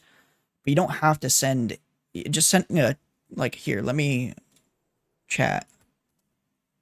Oh, see, it didn't work for me either. Well, when it first came out and I chatted him... What? How'd you guys get out? I'm confused. But yeah, when it first came out and I tested it, I just typed in chat and it told me how much XP I was getting. Every message I just typed in chat, I got 25 XP. And it resets per stream. So like every stream, someone who chats the most or sends more donations or whatever has a chance to be on the top leaderboard, and it has the little badge next to their name. I don't know why it's not doing it right now.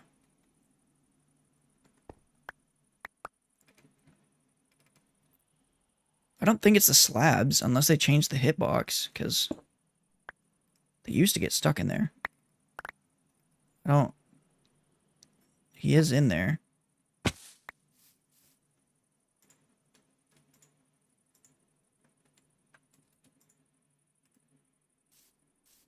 Yeah, he's stuck in there right now, but I don't know if he's stuck for good. This guy, I'm gonna have to lead to something. Oh wait, they changed the lead crafting recipe, right? But it still takes a slime ball. Lead. No, it's just string. Wow, that is so convenient. Because I actually have a bunch of string. I also have a happy gas, like the dry gas thing, but I haven't actually grown it, and I've never used it before, so I don't know what to expect. I just saw in videos that it's super slow, so I have not gotten it. Leads, perfect. So I'm going to lead you to this right here. Where'd you go? Come back down.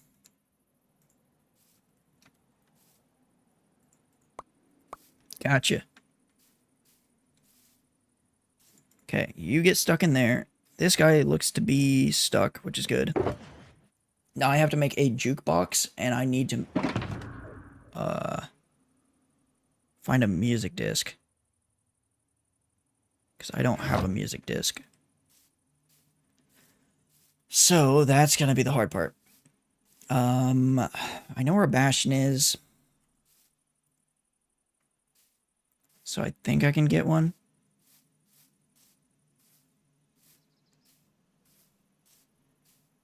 Traps in a prison with lava? Wait, does the happy gas die to lava? Or does it fly through lava like the regular gas? Because I have it right here. I don't want to grow it because I don't want it just flying around and like getting lost.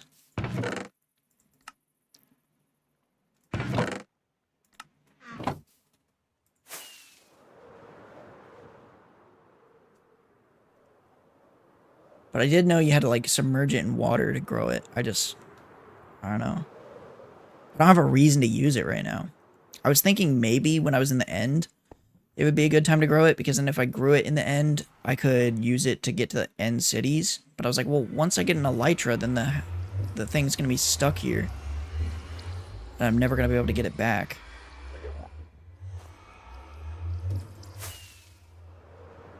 Okay, I need to find the bastion.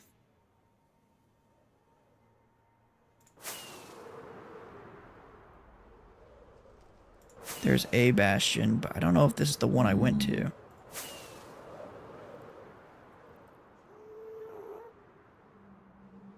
This is most definitely not the one I went to. I'm gonna dig in a wall and check. So my portal is right here. So I went...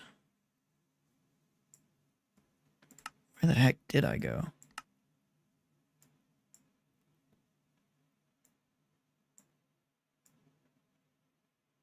Did I come all the way over here?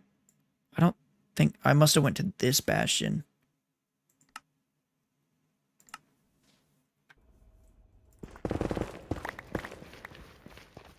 Which is way over there. Okay, I need to be a little careful though, because I don't have more fireworks than what I have on me. I didn't bring my ender chest. And I had the shulker blocks placed down. Oh, I definitely was here. You can see where I built. I just feel like netherite armor is like... I want to get it. But... I just felt like it was not gonna be too beneficial to me right now. Just because it doesn't really protect you much more than diamond. The durability goes up, but the actual protection values are like the same.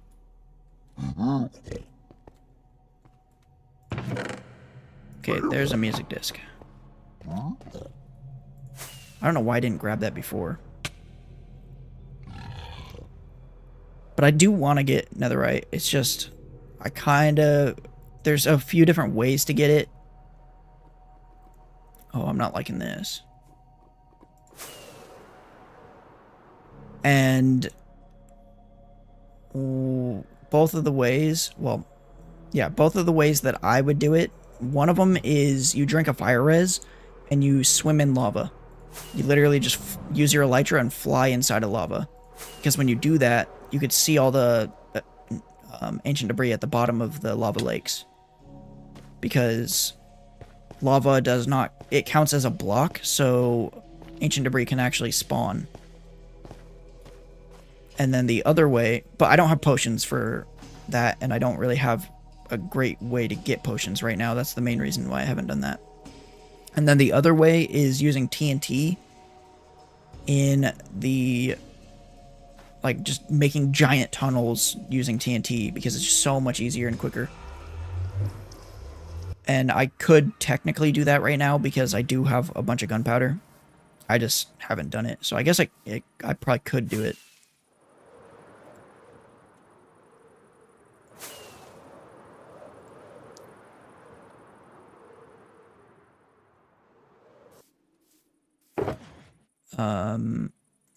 However, I do kind of want to get a trim first before I go do that. Because I don't know what trim I want to put on my armor.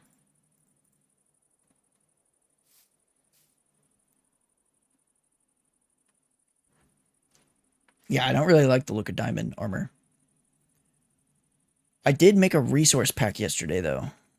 And it doesn't change armor, but I was getting very annoyed at the fact that every time you use a silk touch tool and you have like a netherite fortune pick and a netherite silk touch pick, because I always have a silk touch one that I mostly use, I always had to like hover over it to figure out which one was which. And like I could rename them, but that still didn't help because I still had to hover over it to figure out which one was which. And I kept accidentally breaking my ender chest with the fortune pick. And so I finally made a resource pack last night that made it so if the tool has silk touch, it has like a white tip. So like the ends of the diamond and netherite pick are white. The only reason why it's not working on iron is because I only did it for diamond and netherite tools. I didn't even think about iron. But the reason I'm building this right now is because I wanted a diamond silk touch pick. I only have the iron one. And I figured I use silk touch more than I use fortune, so I want a netherite one.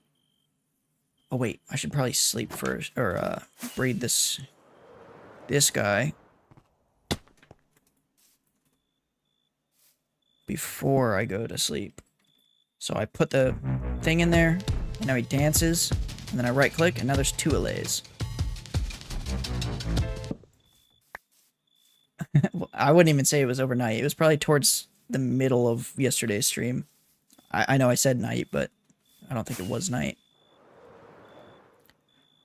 I mean, it's a pretty simple resource pack, but there's like resource packs that already do that. It's just that they require a mod to be able to change the textures of items based on their enchantments. But in a recent version, they added the ability in a resource pack to be able to change textures based on name of the item or the enchantment. So I was like, oh, well, no one's made a resource pack that is for the newer versions. They all require a mod, like Optifine to do it, or another mod for Fabric. And so I was like, well, because there is none out there, I'm going to have to make it myself. And so I did. And it works. It was a little bit tedious because I had, well, actually, it wasn't tedious at all. It was just, it would have been tedious, but I used ChatGPT to do the tedious parts. So basically, you can't check if it has a single enchantment. So I had to actually go through every enchantment combination and be like, does it have Fortune 1, Efficiency 1, Unbreaking 1, and Silk Touch and Mending? Or does it just have Silk Touch? Or does it have Fortune 2, Efficiency 1, Unbreaking 1, Mending? I had to go through every combination with Silk Touch that it could possibly be for all the tools to get it to work. And so I just asked ChatGPT to write every combination out, and it did. Otherwise, I would have had to write like 40 combinations. So I got that. I don't have any sand, so I can't really do the TNT. But I'm just going to kind of chuck all this in here.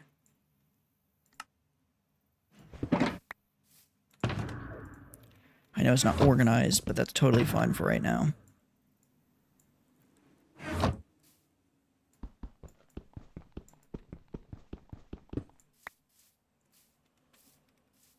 This LA, I'm just going to keep there. He can stay there forever. Well, not forever. Until this thing is like... Well, okay, so I guess technically the LAs can die, even though they regen quicker than they take fire damage. If you, like, go far enough away in the middle of them taking damage, once they unload, they don't regen, so when you come back into the chunk, they'll take damage, but they haven't regen still, so they slowly lose health as you fly away from the chunks. So eventually they can die. So that's the only reason why I want to keep this guy here, just in case I ever need to restock these allays. But for the most part, I'm going to be careful about it and try not to let them die. If I posted videos like that, solving... Yeah. I'm not good at resource packs, though. Especially on Java. Like, I can make a resource pack for Bedrock. It's super easy. But when it comes to Java stuff, I play Java more. But when it comes to making content, like, not content as in videos, but content as in, like, mods, I don't really know how to make mods for Java. I've done it before. I can do it. But I am not good. And I have to do a lot of researching before I can get it working, usually. Whereas on Bedrock, I mean, I've done it so many times that I could just make an add-on literally in the next 30 minutes if I wanted to.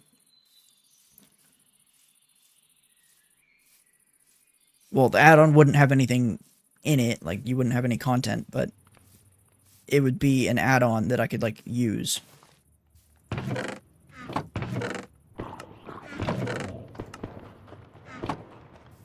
Actually, I could probably do it in, like, 2 minutes. And then in 30 minutes, I'd probably be able to get, like, 5 custom blocks. I don't know. It's just time-consuming making the models and stuff. So I got all of that done. Now I'm going to go ahead and get some... I want to get sand. Because, like you said, I should probably get netherite.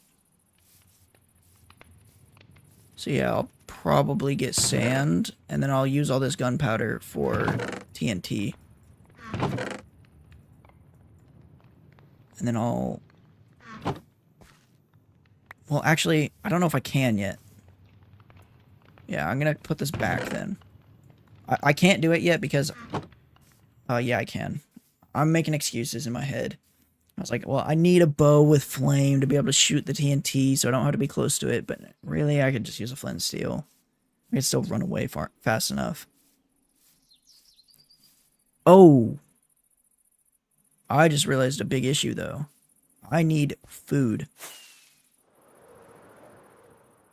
And that was on my list of things to do in this stream, was get food, but that was supposed to be a carrot farm, which I have not done yet.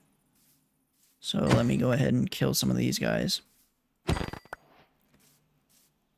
don't know if this is the same thing on Bedrock, but on Java, mobs do not respawn. So if I kill all these pigs, pigs will never respawn here. Well, actually no hostile mobs, or passive mobs will. When a chunk generates, it spawns the mobs, and that's the only time that mobs actually spawn, other than, like, obviously, creepers and, like, hostile mobs respawn every night. But these types of mobs never respawn. And I didn't know that for the longest time. Now that I do, it kind of sucks, because you either have to build a farm, to keep the mobs around, or you just have to like get a different source of food.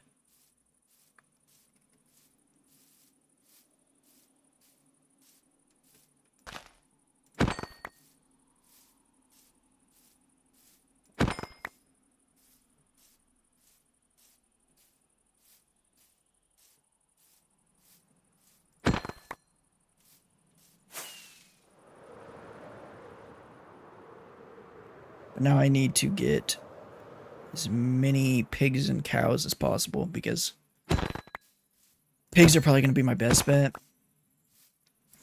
I just already have steak on hand, so I figured I might as well just get more.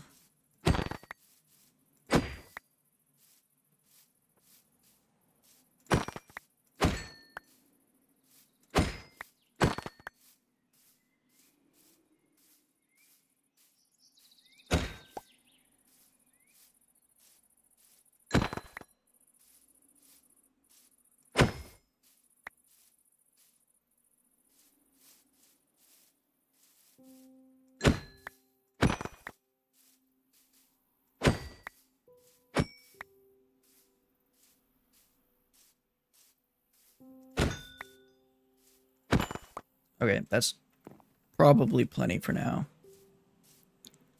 I am gonna have to smelt this though, so I'll get some coal on my way back.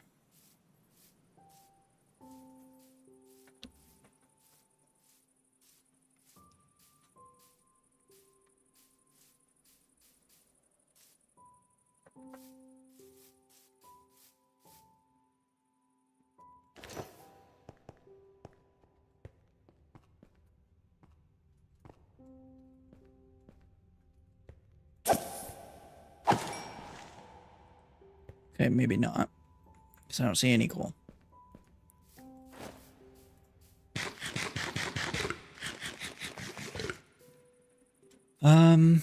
I guess I could just go to a different cave.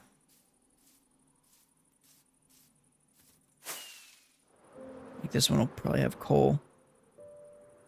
Yep, I already see it.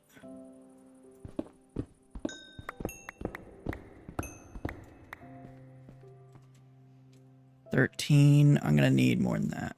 I don't have a shield though,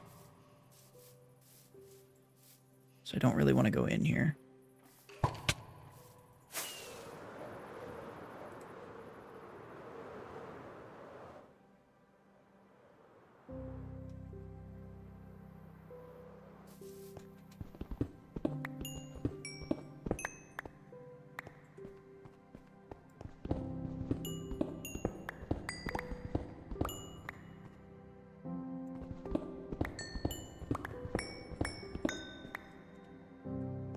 That's plenty coal for now. I don't think there's anything else I really need coal for. Like campfires are the only thing I could think of, but I don't use campfires that often. It's usually just for the farms.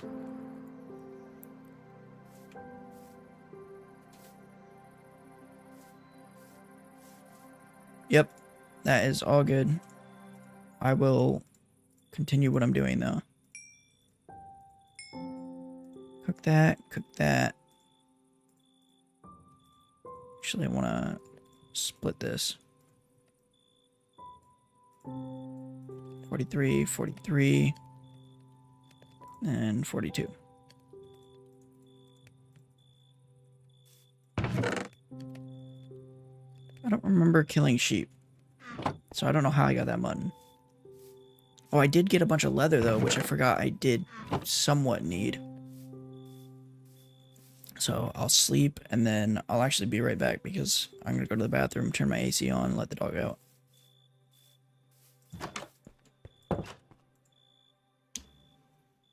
Alright, Tucker. You need to go potty, huh? Alright, I'll be right back.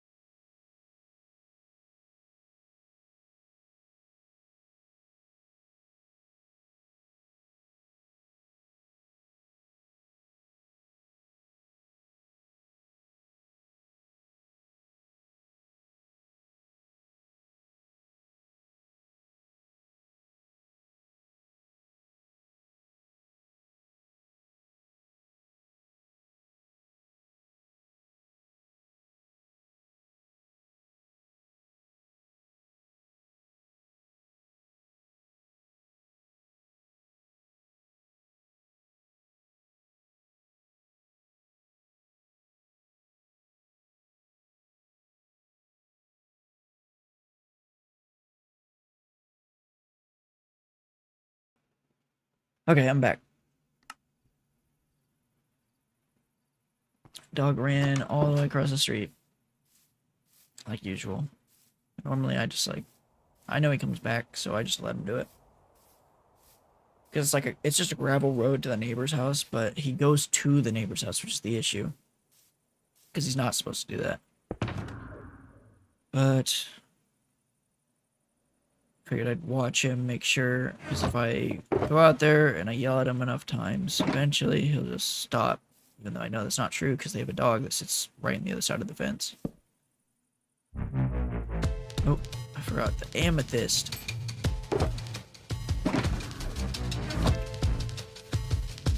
So I should see 2 disappear. 1. Oh. 2. So now there should be 4 allays in there, which is good.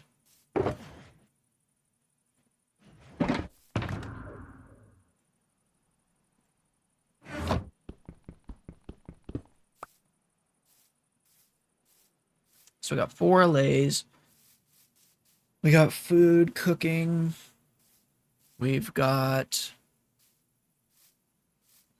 paper.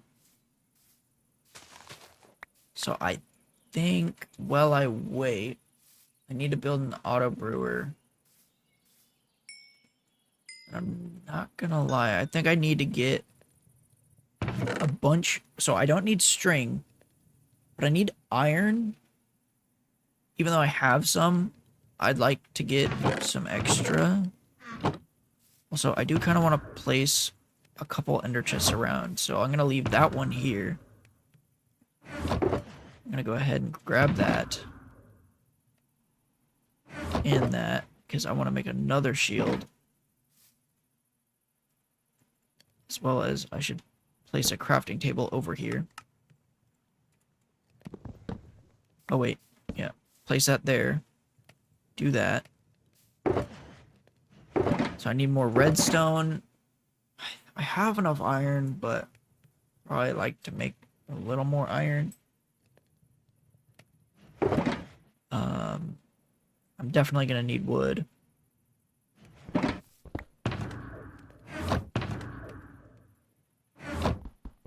Wait, I'm leaving that. So yeah. Those need to go in the chest. That needs to go in the chest. That doesn't. I'm gonna need more blaze rods. So actually, let me go ahead and go to the potion chest. Shulker. Let me grab a couple potions because I need to get blaze rods. So there's the blaze rods. There's just redstone, which I should probably do first.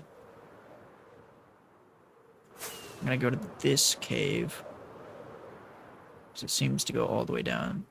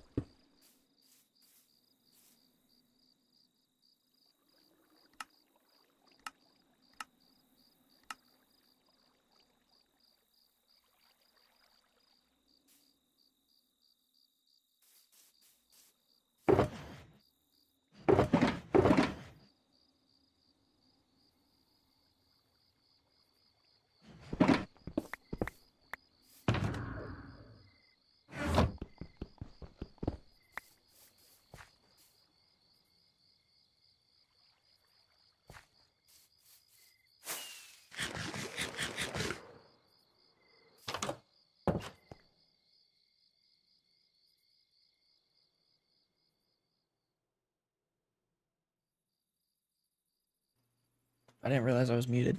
That's my bad.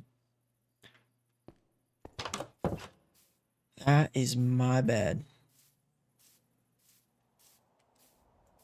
Quiet? I don't know why. Probably because I wasn't talking for a while. So, I finally got the thing working. Well, actually, I haven't tested it, but I finally got the thing, like, there's now enough allays in there to test it, and I got the potion auto brewer, so over here, I should have a bunch of potions. And then I just need a flint and steel and a water bucket. And then I should be solid. So flint and steel.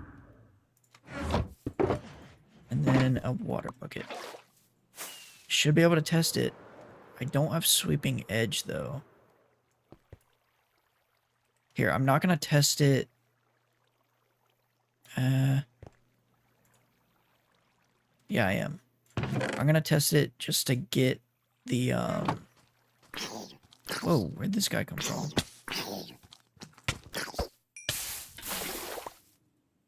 I'm going to test it just to make sure that it's obviously working. And to get 30 levels. But then after that, I'm not going to, like, actually run the thing too long. Because I don't have sweeping edge. And I think it might require sweeping edge to run. I don't know. I haven't really tested it without sweeping edge, so I'm not sure. But if I go ahead and click that, they are now taking damage. And then if I click this, there is now a bunch of silverfish.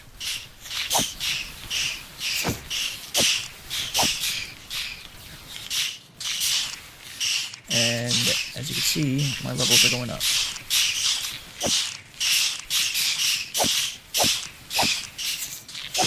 Keep in mind, this is from one potion. And you make 3 potions every time you make them. So it just takes a stone block to make.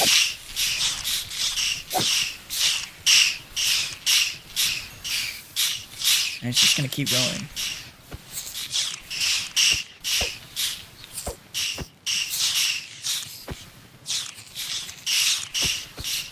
This is also slower than, well, this, I don't know if this is slower than Bedrock.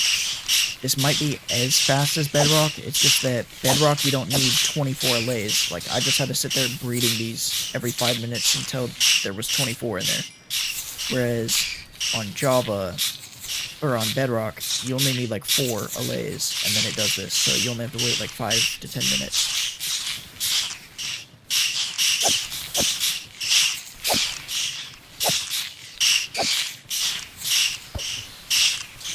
And then I'm gonna go ahead and muffle.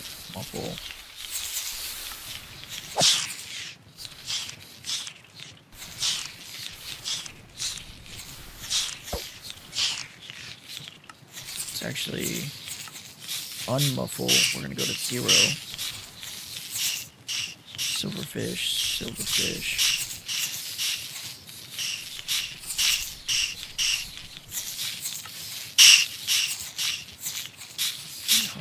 Splash. Away. Silverfish. There we go. So now I basically just have a mod that lets me set points in space where I can configure like sounds to disable in a radius around that point.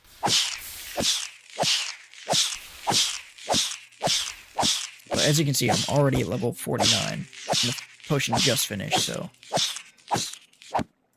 that was all of them, and I'm at level 49. Oh, there's one more.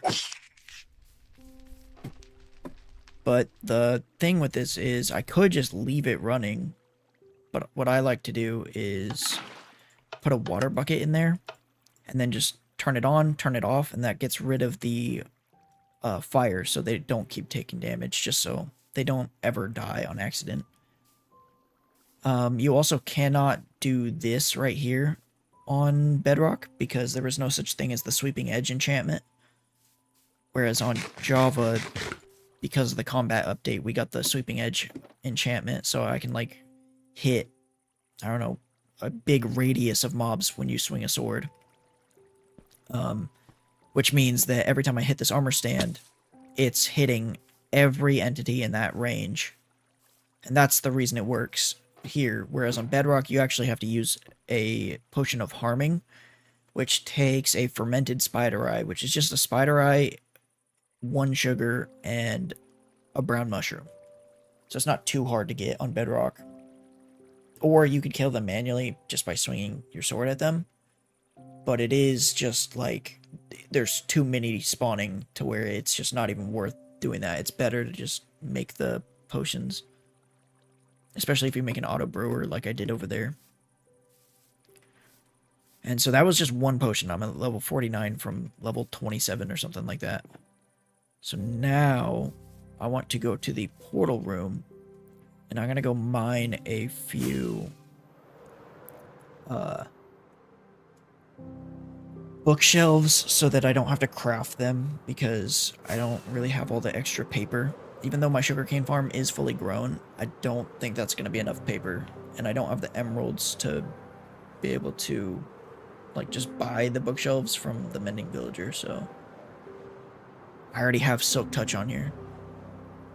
Sounds pretty hard.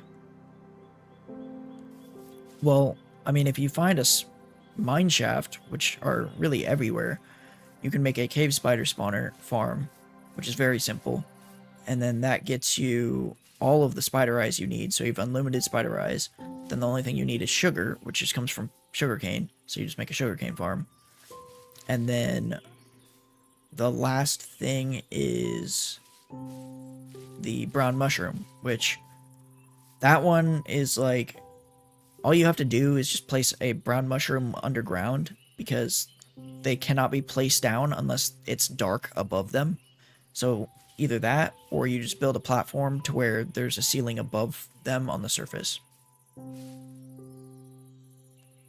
A chicken farm for XP? I've never heard of a chicken farm giving a lot of XP. I've heard of... Yeah, I've never heard of a chicken farm giving a lot of XP. I mean, technically, it's like chicken farms are the only type of mob farm that you don't need a spawner for, because you can get the eggs and they work as a spawn egg. So really all you do is you just make a redstone clock and then have a bunch of chickens in a hole with hoppers under them, to where all the hoppers are putting all the eggs into a dispenser that has the redstone clock constantly powering it over and over and over. So every time a chicken lays an egg, it gets thrown into a pit and then has a chance of spawning a chicken. Over time, it's going to take a while, but over time you will get a bunch of chickens in the hole, and then you can kill them, and I guess you can get XP, but they drop probably the same amount of XP as a silverfish, yet you're going to get way less of them than you are with the silverfish. Like, just what I just did right there would have been like, I don't know, 10 hours of waiting for chickens. And you'd have to wait 10 hours every time you wanted to use it. I mean, I could show you the redstone clock. It's very simple. There's 2 ways to do it. You could either do observers, or you could do just 4 redstone repeaters with redstone dust on the corners, to where they're all kind of going into each other, and then you power one really quickly. So like either place a redstone torch and break it, or flick a lever on and off on one of the redstone dusts, and then it's just going to keep going in a loop. Actually, I did not need to go into this room. I needed to go over here. So I kind of want to put this on. So I need to go this way. But I mean, I could show you once I get out of here. It's honestly very simple, especially if you do the observer one. Because observers are pretty cheap. You don't have to smelt stone to like make them or anything. The only thing is that the observer one, it should work on Bedrock, but I don't know how quick it is on Bedrock. Although the observer one is quicker. So basically with the observer one, you point the faces into each other of the observers, and then what that does is it makes it so the first observer... Do you know how observers work in the first place? Because it'll be a lot easier to explain. It'll be a lot easier to explain if you know what an observer does and how it works. But if not, I can explain it, because it's very simple as well. Yeah, I'll show you once I get back. I think I only need 15 bookshelves, and that gets you level 30. But I'm just gonna grab more because it looks better. I can't use an axe, because if I use an axe, it doesn't have Silk Touch. This pickaxe has Silk Touch, so I'm getting the bookshelves. I don't want to have to go get a bunch of wood to recraft them back into bookshelves. But that's the whole point, is I don't have a good axe. Okay, so you know basic redstone, so I'm assuming you do know how an observer works. So basically, if you point the faces of the observers into each other, then they constantly are checking to see if any blocks change in front of them where the face is, and because they're both right in front of each other, they're both constantly ticking, outputting redstone, so they're both like, oh, this observer just changed, it just emitted redstone, and then the other one's like, oh, well, he changed too, so he emitted redstone, and so they keep just doing that over and over and over, so it's like an infinite clock. Now I'm basically just headed back out of here to get back home, and then I'll craft 2 observers and show you. I mean, it's literally as simple as what I just said, though, so I don't think I have to show you the observer one, but I'll show you the redstone repeater one as well. And then I'll show you a comparator one as well. So there's 3 different redstone clocks you could do. All of them are very simple, but they all have different timings and like how quick they are.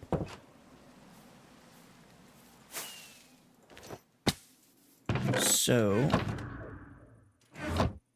let me grab this, grab some of that. What the?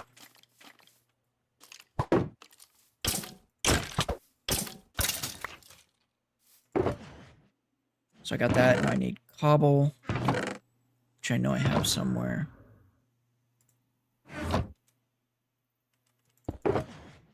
There we go. And then I need this. And then stone. I should have stone somewhere.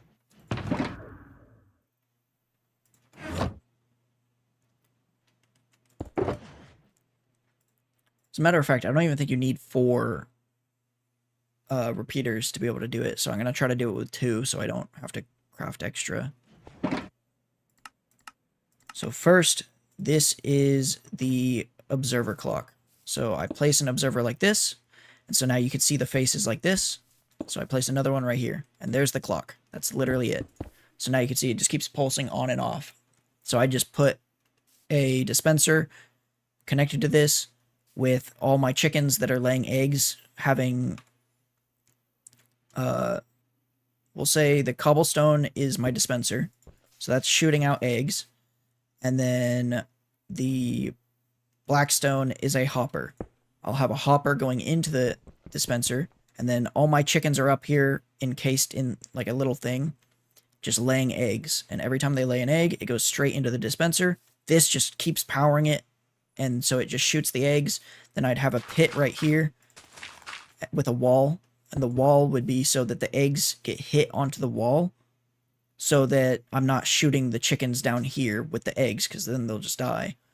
So then it'll hit the wall, the baby chicken will fall in the hole, and then over time it's just going to build up a bunch of baby chickens, and they'll grow up, and then eventually you could just go in here and be like, okay, there's a bunch in there. Yeah, it's super easy. So that's the first hopper clock. or that's the first redstone clock.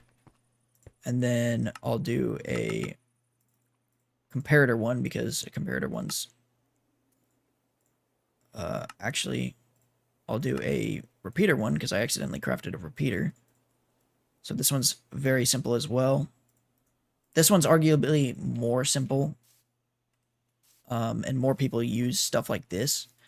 But you put 2 repeaters going like this, so they're basically in a loop. And then if I just power that, okay, hold on. I need to break that. I need to power it and unpower it really quickly, because then they'll just like constantly loop like that. And so then I can take this signal and it does the same exact thing. And then the last one is the comparator one. So this one's also very, very simple. So I just place a comparator. I take some redstone. I put it in like that. And then I output like that. Then all I have to do is just turn this on and turn it to subtract mode. Actually, I think I need to bring this out a little bit. Or maybe it's like this. Yeah, like that. So literally, if so, subtract mode on a comparator, I'm assuming you probably don't know this, because even though people that know basic redstone don't actually understand what subtract mode does, it basically just means it's going to output the signal right here at the subtracted signal of this. So if I put another lever right here, it's going to subtract this signal, which is, if it starts at 15, then 14, then 13, then 12. So it's going to be 12.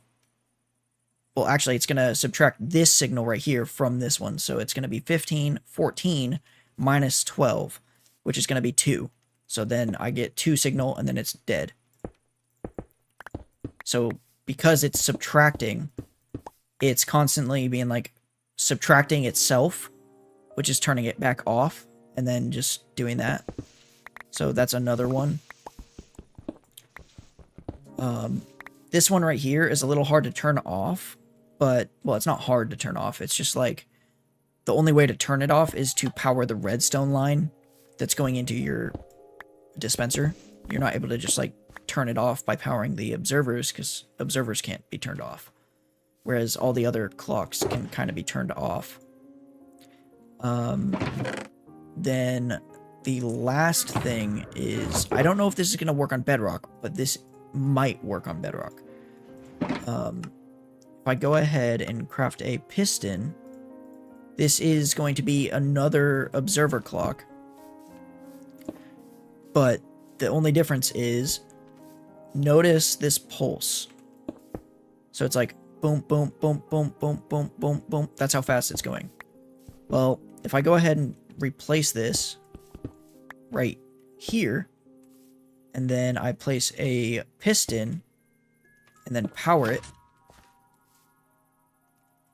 Now look at that. It's like da, da, da, da, da, da, da, da, da, da. Like, it's way quicker. I don't know why this happens, but it's just, if you push a piston in to complete the circuit, then it's just way faster. So this is possibly too fast for an observer, or for a dispenser, because the dispenser, so I'll just use a dropper because I don't want to craft a thing, but okay, it's not too fast, but as you can see, it's like that. So if that was a dispenser with eggs, this is how quick it'd be shooting the eggs. And obviously your chickens aren't going to be laying eggs that quickly, so this is plenty fast. And honestly, even just placing it like that would be plenty fast, even though it is slower. Like, even that would do it. I mean, I guess it depends how many chickens you have on the top, but I don't know if Bedrock has entity cramming. It might. And if it does, then entities will end up dying if you have so many chickens in the same hole on the top. So the only way to prevent that is make the hole at the top a lot bigger with all your chickens that are laying the eggs, and have a hopper under every single spot that the chickens are on top of. What you could also do is make a hopper minecart that goes on a rail system in a zigzag pattern all the way under the area that the chickens are on, because it'll pull all the items through a block. So if I go ahead and grab some iron, actually I already have rails somewhere right here. So then all I have to do is craft this, craft that. I need one more. So I need, no, not that. I need a hopper. And then I'll craft a hopper minecart. There it is. Okay, so with this, obviously you would need powered rails, but like, we could just say, for an example, it'll be like,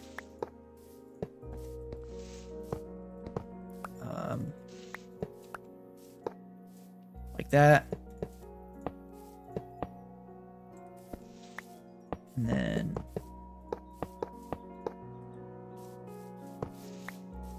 this one can loop into here, I think.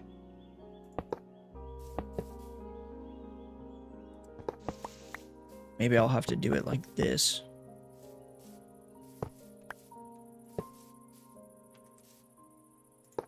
I'm not exactly sure how you would loop it perfectly, but like, I mean, even this would work.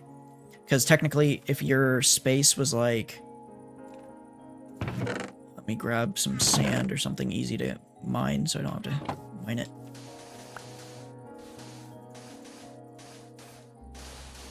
So like that. That would be your platform. You'd obviously enclose the sides with walls so your chickens can't get out. But then if you just took a hopper minecart and pushed it, or had it powered, it would collect all the items on top of there. So you wouldn't actually have to use hoppers on every single one. You could just get away with one hopper minecart. So if I throw that there, you'll see it picked it up. Just like that. But then you would need this to output to your dispenser. So you'd probably want to build another like repeater clock. So you'd have a detector rail right here. So when the hopper minecart gets here, you'll wait a block, and then that would go into this, which would then go like this, and then power your powered rail right here. So basically it's like, it's going to wait for, what is that, 8 ticks? So about half a second. And then after half a second, it would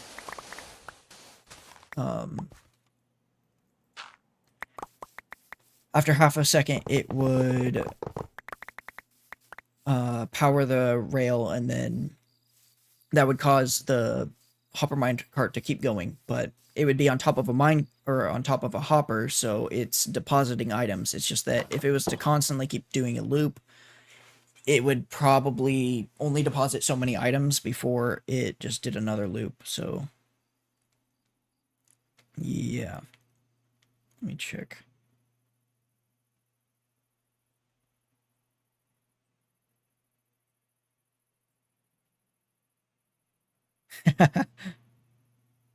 I forgot about that.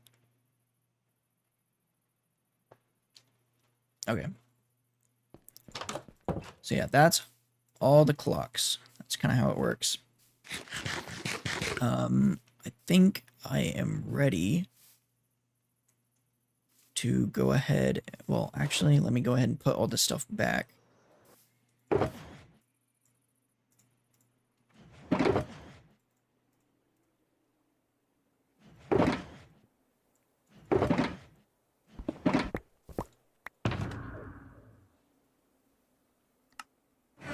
And then I'm going to go back over here, and I'm going to finally craft a enchanting table. Well, I have an enchanting table.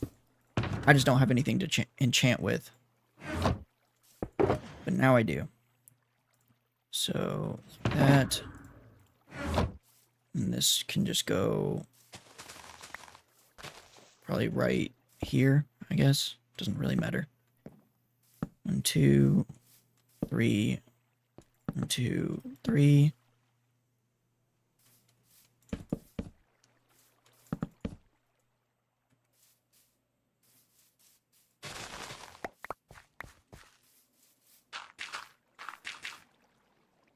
One, two, 1, 2, 1, 2.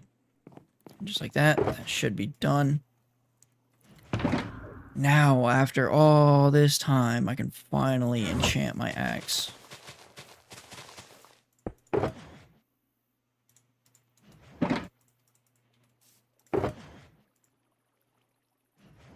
Although, I should probably make a grindstone, if I can remember the recipe. I think it takes stone. Stone.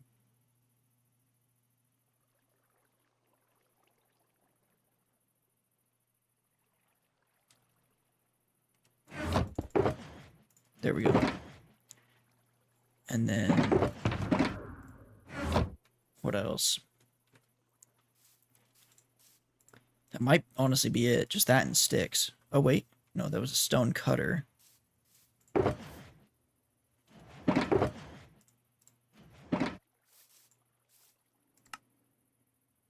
Wait, what? Grindstone is that... Oh, it's just planks. It doesn't take iron. Okay. Good to know. It's actually very simple to make. So there's the grindstone. Put that right there. And finally, Fortune 2. That's not great, but it'll work for now.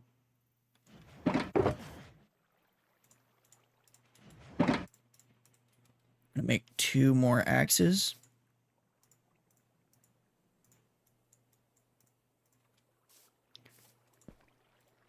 And then, boom. I'm breaking 3, so now I just really need mending, right?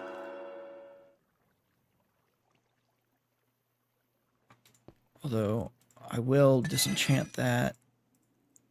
Re-enchant. Perfect. Okay, so now I just need to grab the anvil. Then we'll combine this with this. Fortune 3, efficiency 5. Now I want unbreaking 3. Okay, that was the wrong one. Oh, wow. That used a lot of levels. Yeah, so there's that. I need to grab the pickaxes. Because I have a good pick. Right somewhere. Efficiency 4? Did I combine it with this one? No, it's this one. Okay. So efficiency 5 on breaking 3 mending. This just needs that. And so those 2 will stay there. And then now I can turn this on again.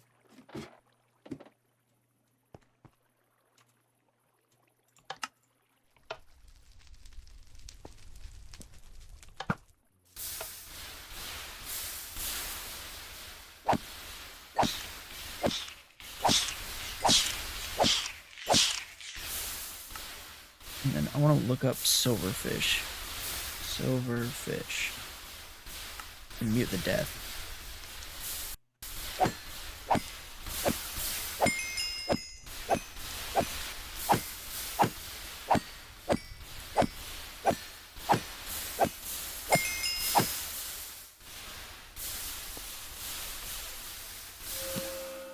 Fortune 3 efficiency 4 on breaking 3. Okay. It's honestly like... I'll just combine these, I guess. Now I just need a silk touch.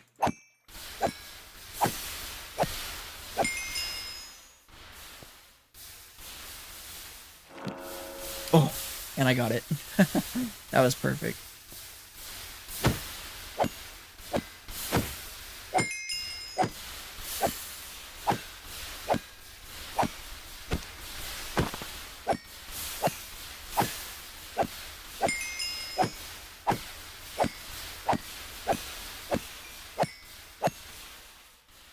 So let's combine these.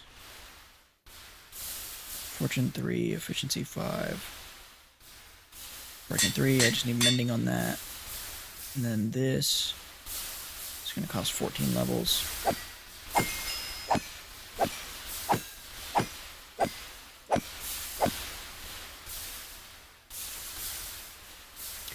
Silk Touch, efficiency 5, breaking 3, mending. There we go. Now I can put this away. I just need mending for that, and then that's pretty much the best that can be. Although it'd probably be good to get another axe that's Silk Touch.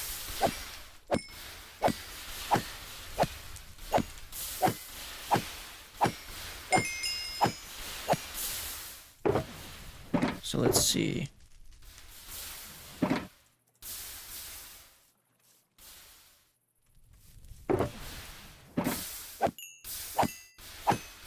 Oh yeah, and then I need a sword with sweeping edge, so maybe I do that first.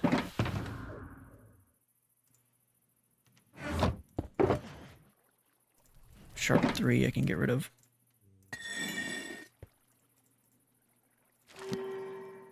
Sweeping edge 3, that was... Oh, but it's got knockback. That was a really good sword, though. Looting 2, knockback.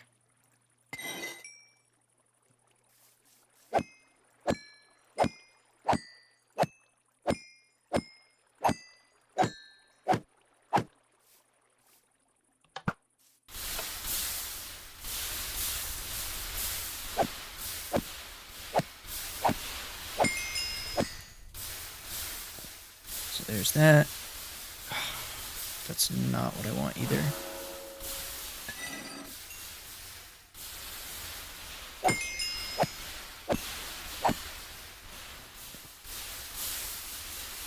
I don't want fire aspect either.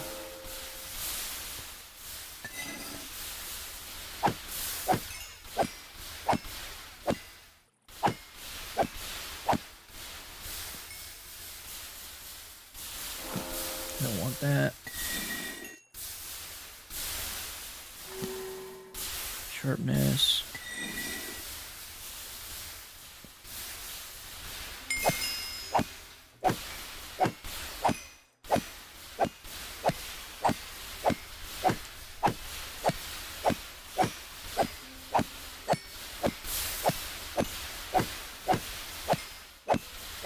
Literally just need sweeping edge. It's gonna be a lot easier said than done. Smite? Oh. Sweeping edge? I'm breaking. Bet. Okay, so now I can combine this. That's sweeping edge 3, sharpness 5, looting 3, and breaking 3, mending. Now I just need another axe, I guess. Then my shovel is almost the best. Well, it is the best, but I could also get a Silk Touch shovel if I want. So, efficiency 5, mending. So, I'll unenchant this. Silk Touch. Perfect.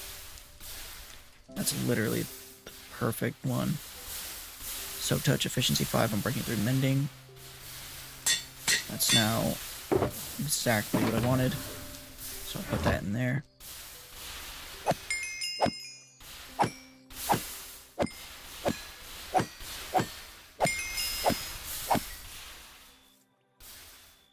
Now I still need sticks, so...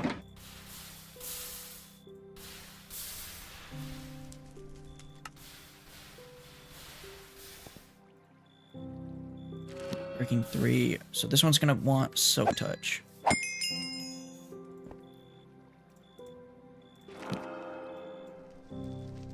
So get rid of that. Breaking 3.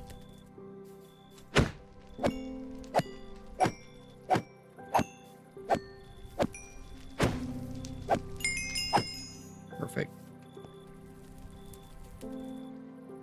Breaking 3. Efficiency 4. Like, I could combine those.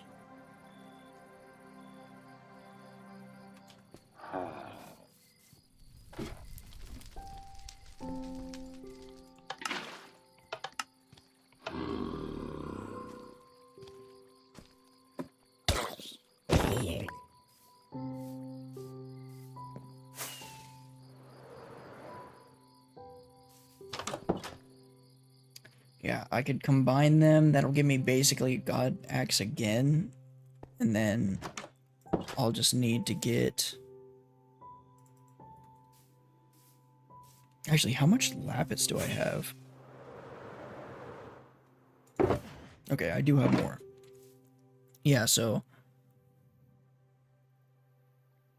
I could combine these, and then I'll just need Mending and Silk Touch, so... Then I could just get the Silk Touch one. I'm gonna go ahead and turn this auto brewer back on for a little bit.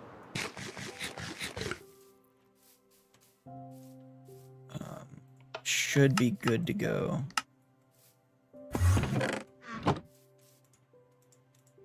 Yeah, I can do like 12 brews.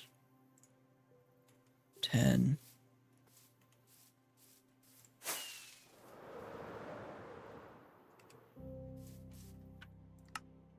Video settings. Let's turn this up a little bit.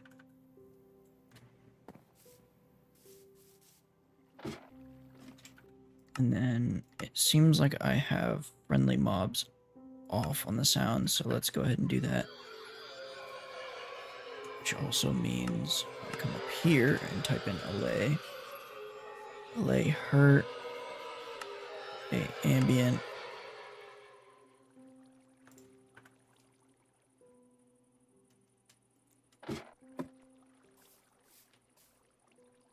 Oh yeah, I need to turn this on.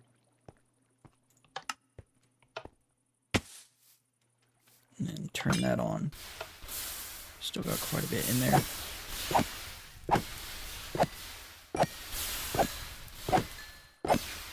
Yeah, I just need Silk Touch, so I might even just do like lower level enchantments. Oh, what happened to my mouse? That was weird.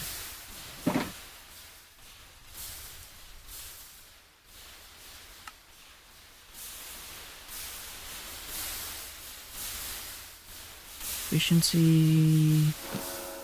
No.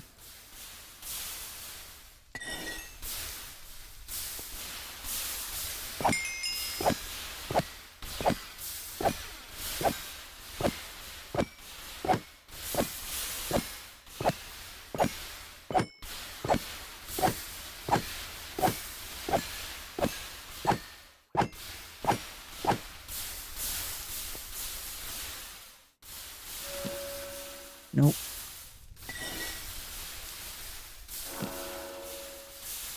No.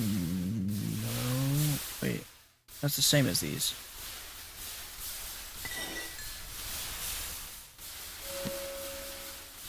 And that's the same again.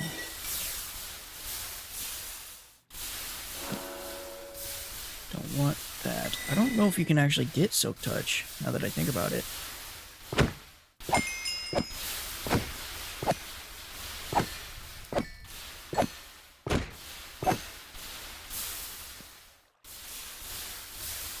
Hope you can.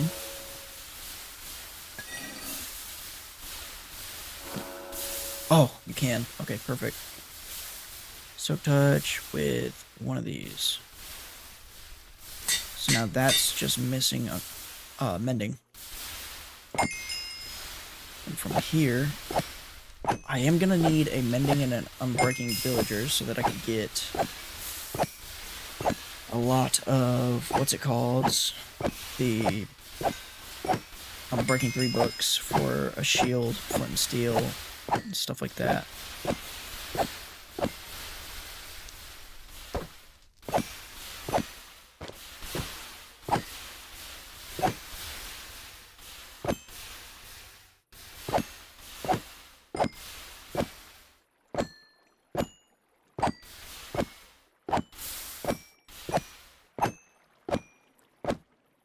There we go.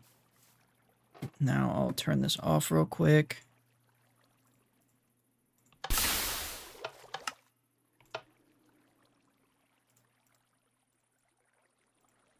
And I should be good to go.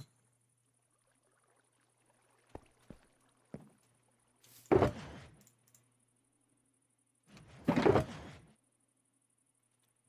doesn't matter.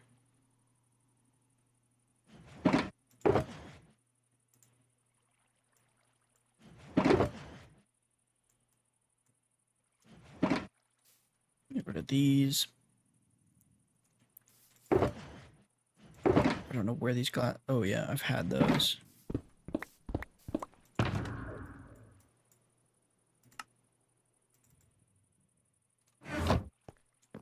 am gonna toss this stuff though.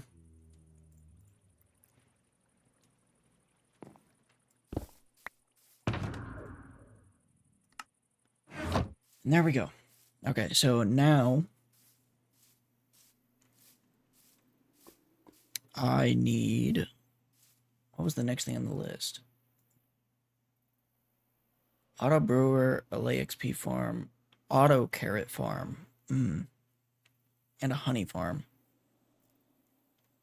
The auto carrot farm should be done because I'm gonna need food. But I'm trying to think, is it worth doing that before the honey farm? Because like I could do the honey farm and the super smelter first. Also, I need a swamp. Where did I say there was a swamp? Right next to us, right? So right down here, there should be a swamp. So I think I'm going to head down there right now.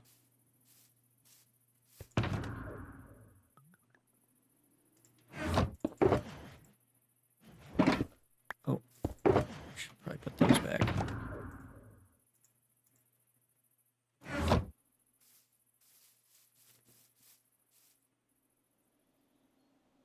I'll head there right now. I'll go get the... Oh, this is going to be like a long journey, but... Elytra's fully repaired. Got a bunch of fireworks. There's nothing that, like... There's no reason I shouldn't do it right now. This is going to get me the slime, and then it's also going to get me the warm ocean, which is going to get... There's the mansion. Oh, it's way farther down.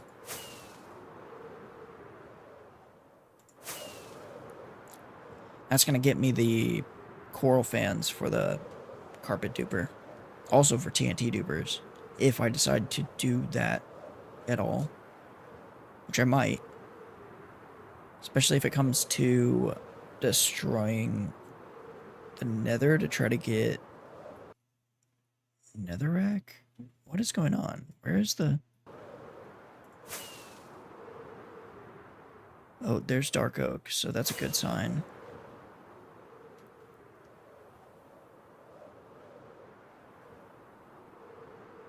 Dark oak and spruce. That's got to be the world's smallest spruce biome. It's like 20 trees. What is that? Oh, it's just stone. Weird. Yeah, the reason why... I don't know. Maybe it's probably worth staying here. Although I thought this was a lot bigger of a swamp biome. It is. It's a lot bigger than I thought. Okay. I could also get moss while I'm here, which I might want to do right now since it's still day.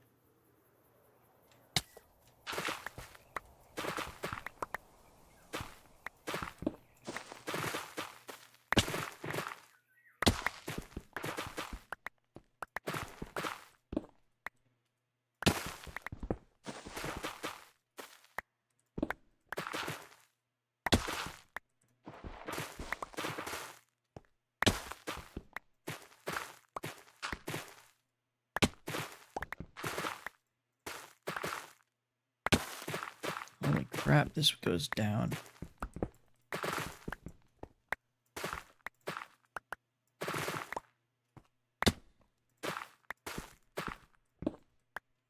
goes down really far. I'm just looking for not that. Oh, wait.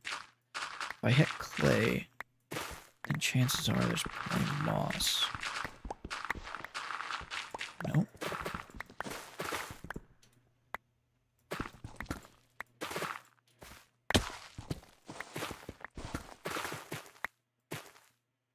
Hold up. Okay, I am gonna hit it. At least that's promising.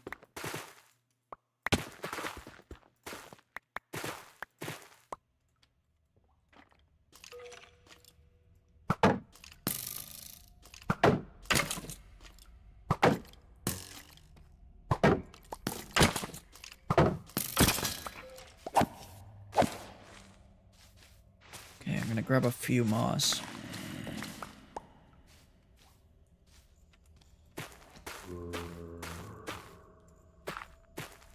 And then I'll just go straight back up. I don't need this rooted dirt.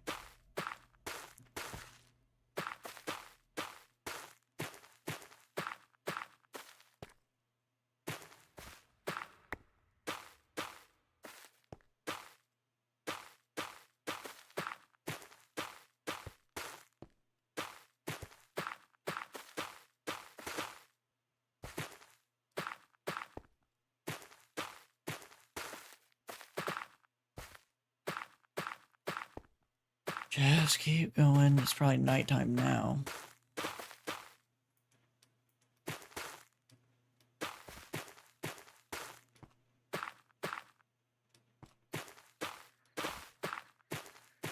Yep, I hear the crickets.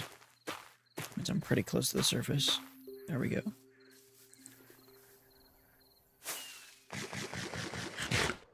So we're looking for slime. There's some right there.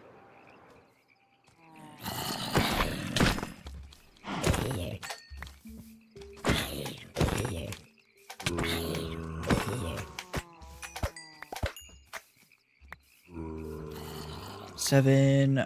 I only have one in my ender chest, so I'm gonna need to get a little more than that. Might even be worth just grabbing extra. Just so like I can craft stuff with it, but I also have backup so I can get more. Because like that's already probably plenty. So let's head south. I think it's a little southwest or east.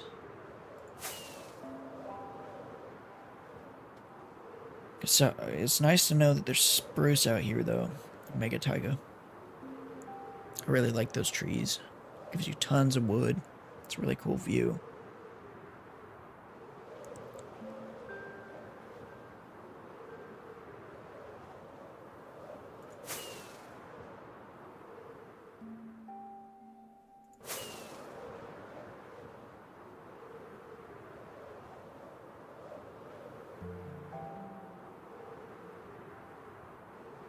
Ooh, I'm gonna need to get this ice.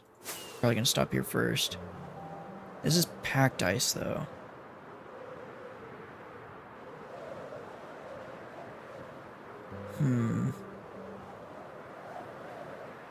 I can always craft it into blue ice.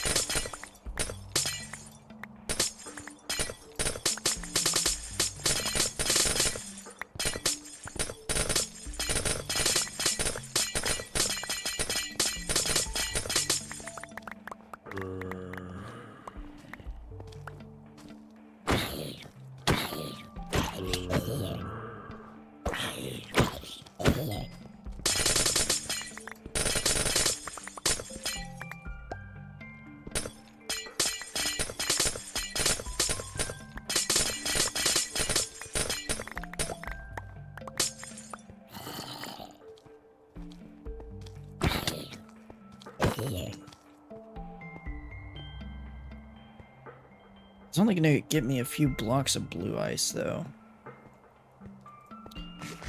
Pretty sure the recipe called for blue ice. Not the recipe, what am I talking about? The gold farm required blue ice to build something. I think it was the hopper system, but I don't even know if it's worth doing that.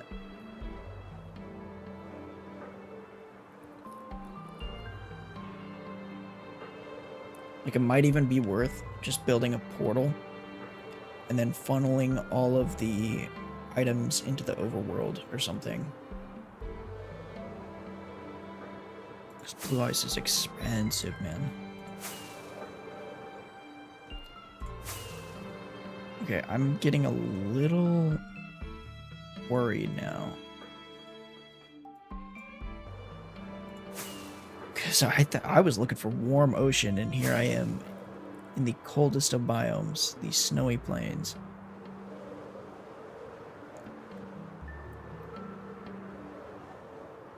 I know it's this way, though.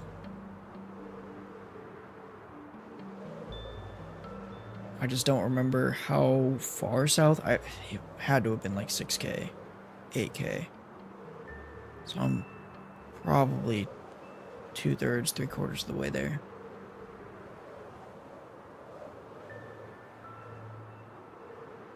See, I thought these generated with blue ice on them, but I might be just wrong. It might just be the frozen peaks. It's blue ice. They don't generate with a lot. Maybe they do. Maybe we'll find one. We'll see.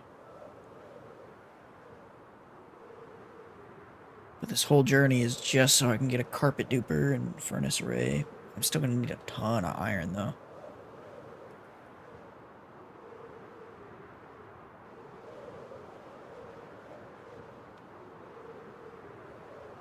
It's gonna be 30 minutes of mining obsidian to be able to get an iron farm. Not to mention like, that's the least of my worries. It's gonna be the whole villager thing. It's gonna be so annoying.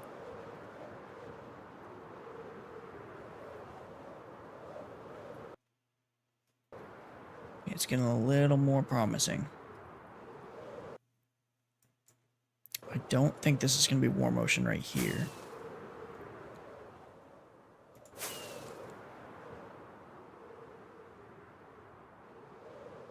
Kind of want to fly through this.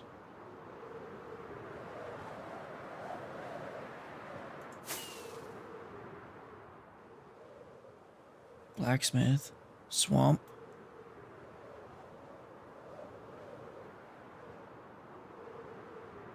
That's beach. Mangrove. That's lukewarm. But I think it's south of the lukewarm. I want to say south, but it might be east.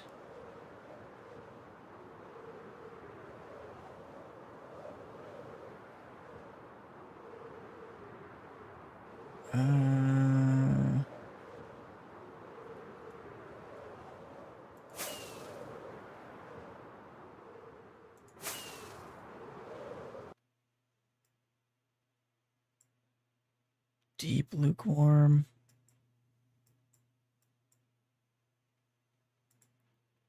I don't actually know. There should have been a desert. Oh, there it is. It was south. Yep, there's the desert. I'm gonna go ahead and get some cactus while I'm here, and then I'm gonna get some brown dye. Although I don't know if I need brown dye. Oh yeah, we can get these purple flowers now. Forgot about these things.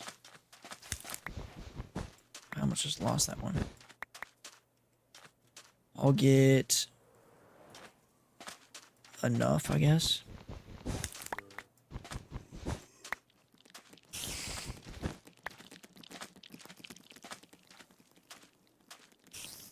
That is enough.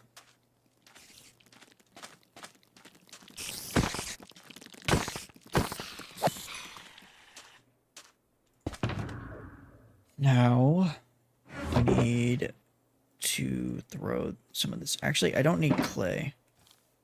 Or do I? I can always get more clay. I do want to put those in there. I don't need andesite. That. I don't need that because I can always mine it now. Don't need that. Don't need that or that. There's a rabbit. It scared me for a second. Okay. So, now I just need fire coral. Doesn't really actually have to be fire coral. It will completely fill my inventory if I grab all the different types. Oh, it's so nice being able to swim forever.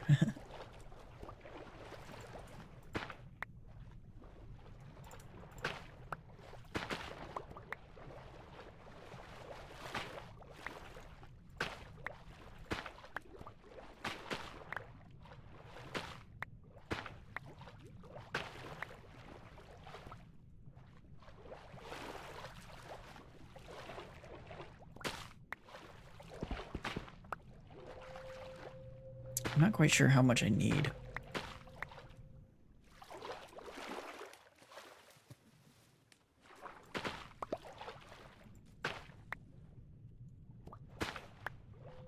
You know, instead of throwing that out, I'm gonna replant it. Oh, sea pickles. I almost forgot. These are gonna be useful for something later down the line. I don't know why I threw that out too. What's that? What the heck was that? Oh, the pufferfish. I forgot about these guys. It is dangerous in this ocean. We're gonna get poisoned.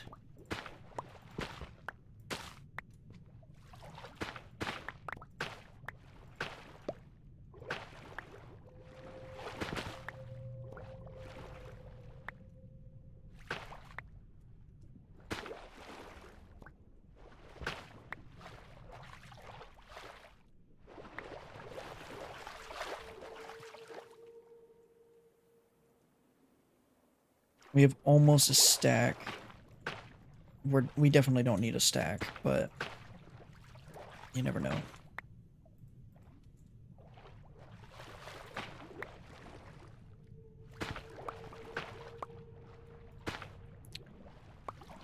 Like, it'd be nice to not have to come all the way back here and just get everything I need now.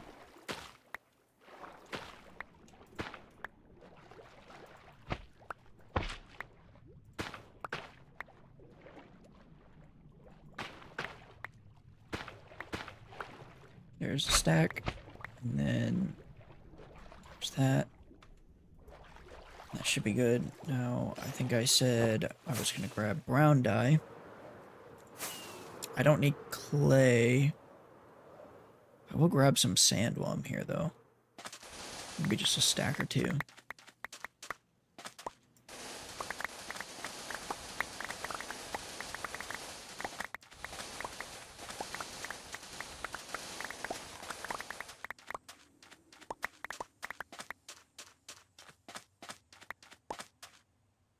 Perfect. Now I'll go get some brown dye. Terracotta could be useful, but is it really? I know it's used for some log farms, but the log farm design that I have in mind does not require it. And it's also glazed terracotta anyways, just because it's one of the, like, I could use obsidian I'm assuming. It's just that glazed terracotta is cheaper to get than obsidian.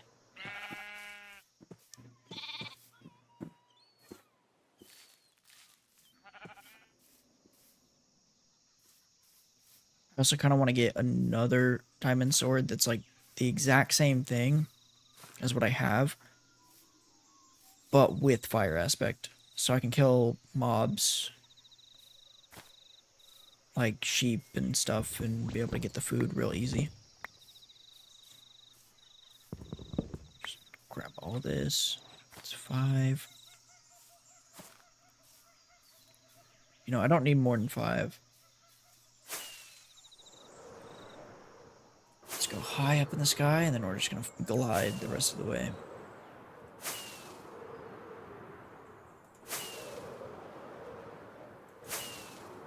Let's go like 600 blocks.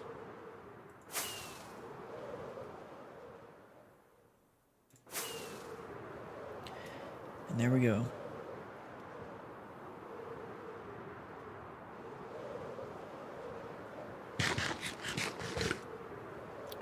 Our elytra's gonna take quite a bit of durability damage on our way there, though. But luckily, so we got the slime, we got the coral fans, we got some sand, we got some brown dye, we got some green dye. So now we can start dyeing shulker boxes, but we still do need to go to the end to get more shulker boxes, because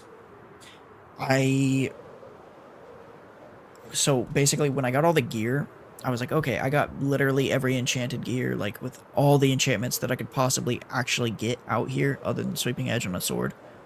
So I decided I'd leave. But the one thing I forgot to get was enough shulker boxes. So I only have, I think, 9, maybe 11 shulker boxes. And I need, I think, 18 to fill my ender chest. However, when I say fill my ender chest, I don't mean like completely fill it to the brim. I mean like there's 9 on the left side and then 9 on the right side, and then the center is like I'm gonna put crafting tables, furnaces, essential items that I'm gonna like just restock a bunch in there. So like ender chests, so that I could just grab one from the center of my ender chest and just be like, okay, I got it. I don't have to like go and craft another crafting table or go find some wood to craft a crafting table. I can just like grab a crafting table from the stack and then just be done.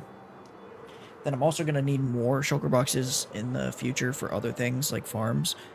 However, I don't think those are going to be necessary yet. There hasn't been a farm that I've seen that required shulker boxes. And if there is one, it might even be worth taking a look into seeing if there's a shulker farm that's a little easier than the one I used to build. Because the one I used to build was very, very time consuming, and it took so much obsidian. Where I would very much prefer not to have to build that if there's a better design. And if there's not, then we'll just look at how many shulker boxes we actually need. Because if we need, let's say, I don't know, hundreds, then yeah, we're going to need a shulker farm. But if we only need a couple, then obviously it'll just be easier to go and kill the shulkers manually. Dude, that desert was so far away. That's crazy. I think it was 10k out.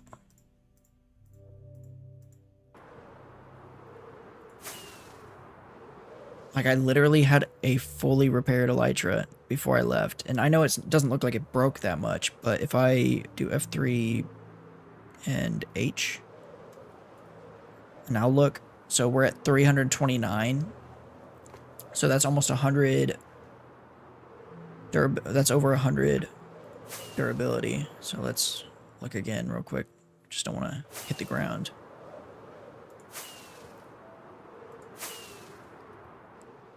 Okay, so I'll start flying. We're at 321 right now. So let's just do 100. That's about 300-ish seconds of flight. So that's 5 minutes of flying. I guess it's not that much. But that kind of puts into perspective when I said I wanted to go to the rings on the, like, out in the end. There's those rings. Now I'm kind of concerned that that might not be doable. Because if I'm getting, what is this? About a quarter of the way through my Elytra in 5 minutes of flight. And that's just if the Elytra happens to not take durability. So that's like max. That's the best case. Then we only have 20 minutes of flight. We went about probably 15k, about maybe a little bit more by the time we hit that 100 mark, or like a quarter of the durability. So 15k. Yeah, I don't think we're going to be able to cross the thing. Because not only do we have to have the fireworks, but now we have to take into account that I also need Elytras. I mean, I have a bunch of them, but I didn't even factor that in when I was trying to figure out if it's even possible to go out there. Oh, shoot. I completely forgot that this thing was still running.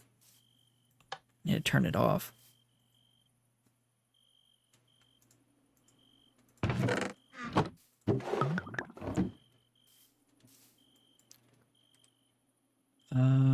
Fortune, these are all pretty much done.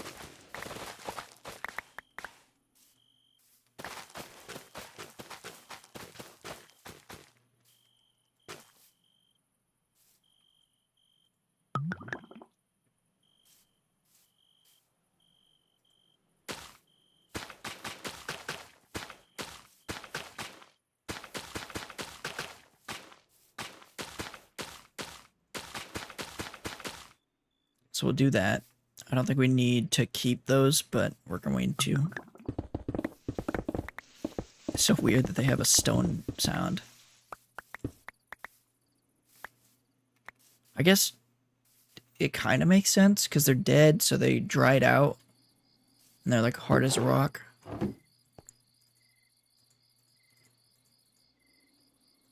So we're looking at that.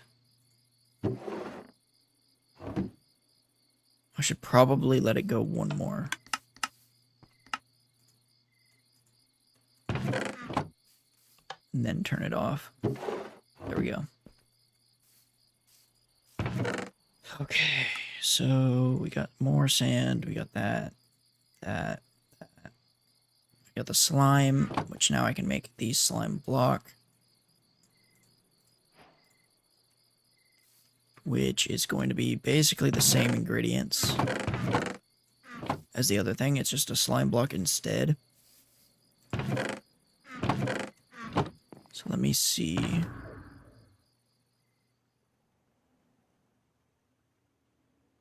I know I have another brewing stand in here somewhere.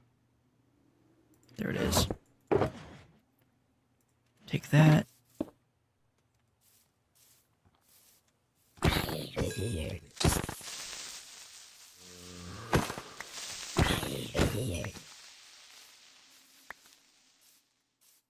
Oh, well, we got the gunpowder. I was about to say I needed gunpowder. I didn't even think about the fact that there was a creeper.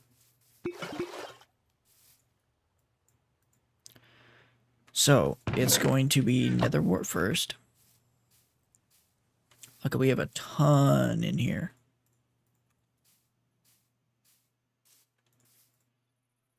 And then a slime block, and then gunpowder.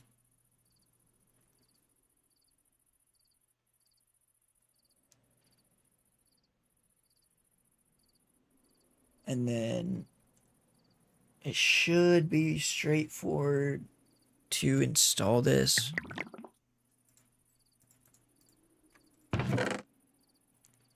I'm gonna need another dispenser though. Actually, wait. Let me just fly over there real quick. Yeah. We're gonna need another dispenser that's gonna go right here. Oh, that's a lot of mobs. Please don't.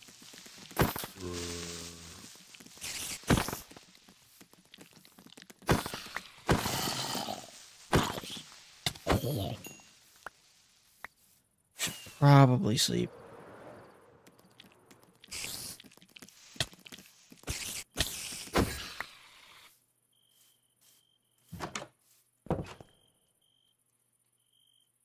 There we go.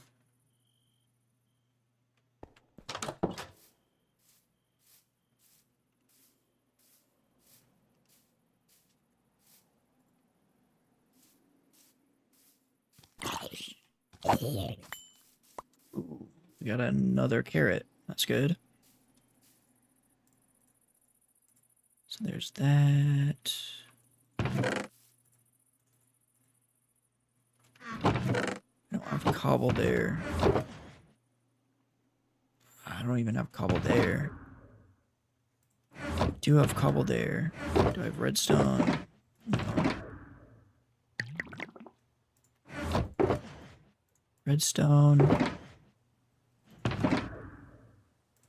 Stone for a stone button.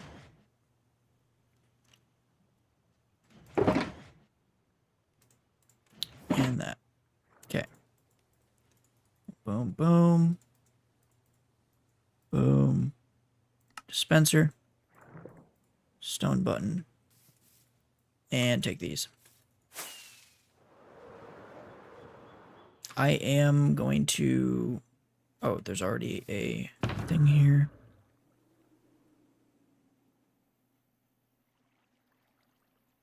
What was I looking for? I actually don't know. That doesn't need to be on me. I don't know what I was doing.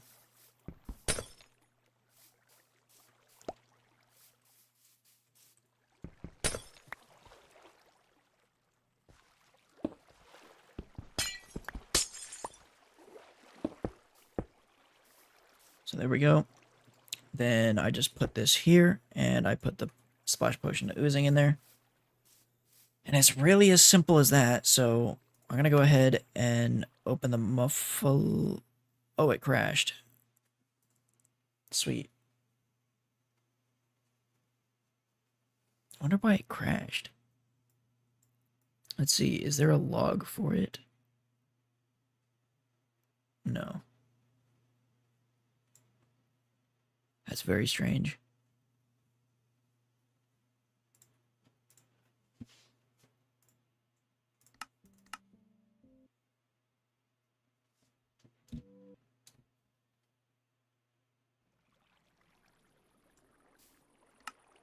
And it worked. Okay. Let's look up slime.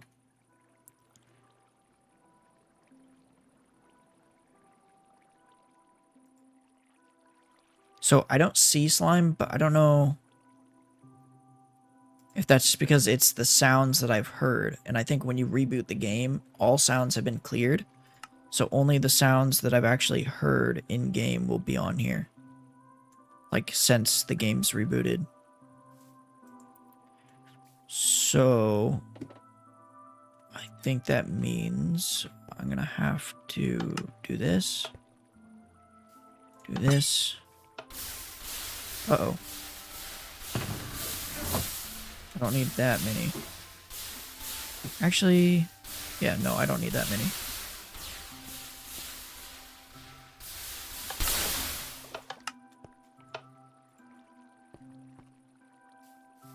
Then like this.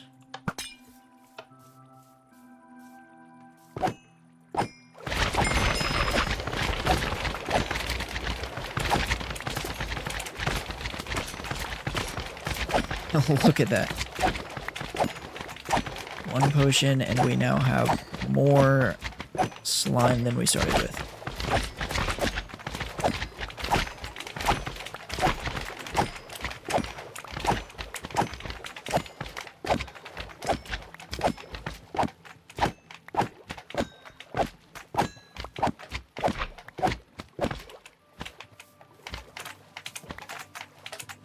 Way more than we started. Oh my gosh, that's way more than I thought. Just for that one potion. And that's not even the full potion. That's just like, well, yeah, that is, but that's not this full potion is what I meant. Because like if I run this for even longer, then there's more slime. I'll go a little bit longer. I'm afraid that they're gonna go through the walls if I do too much. So that's probably good.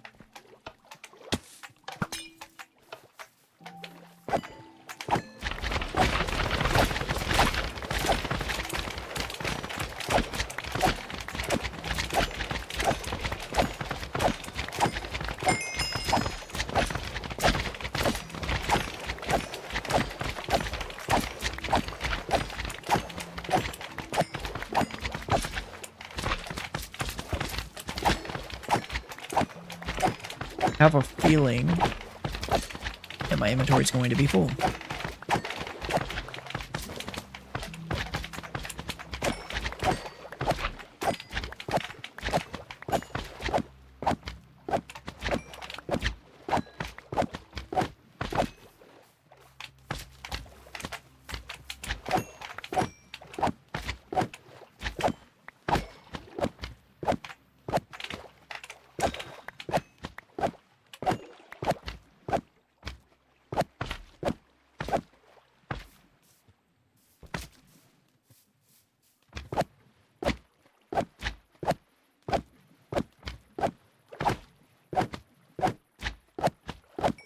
Why is he not getting hit?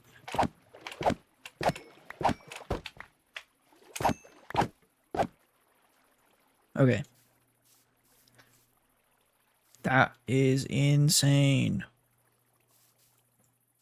All from, what was that, 2 potions? 2 potions. 1 slime block.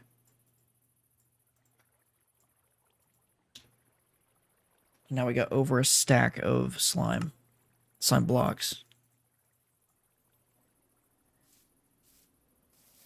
Okay,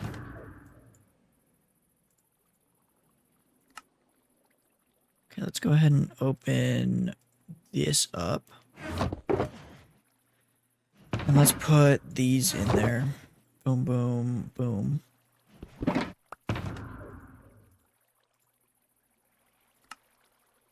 And then basically all these junk ones I want to open. Wait a minute.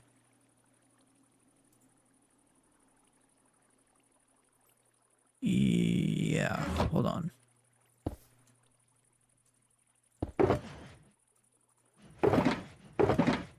Because I have wood, and I have a chest, and I have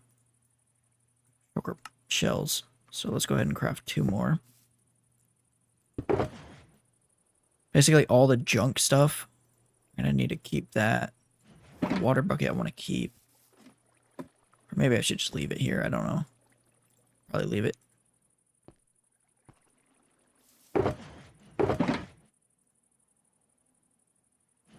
Out of fireworks. That's going to be over there. Let's grab that.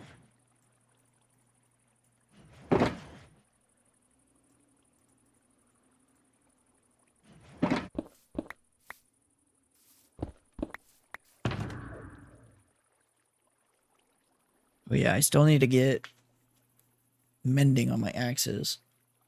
Oh, and that shovel as well. Wonder, do I have another shovel that's got mending, or does that shovel have mending? It has mending, okay. So it's just the axe. Both axes. Good to know. Then let's also, I think it's going to be this one, yep.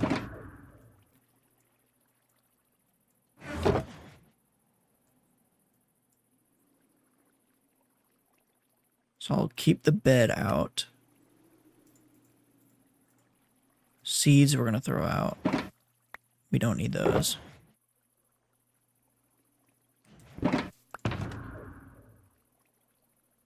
Do I not already have some of those, though? Those trims? I thought I had them in a different shulker.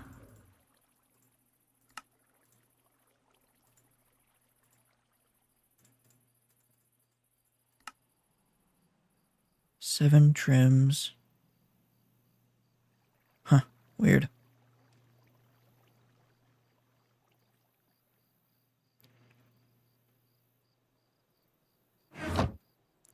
Well, anyways,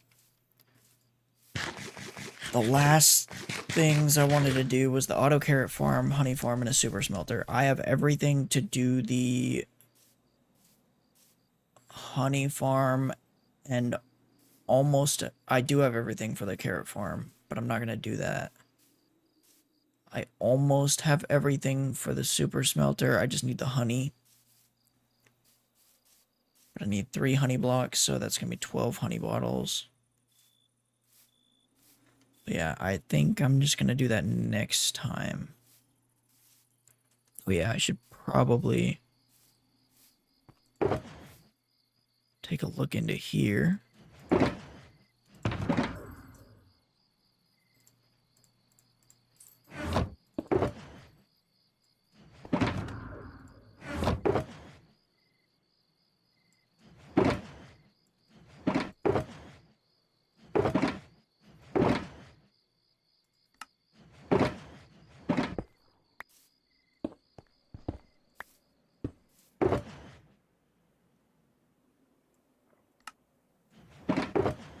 And then this one.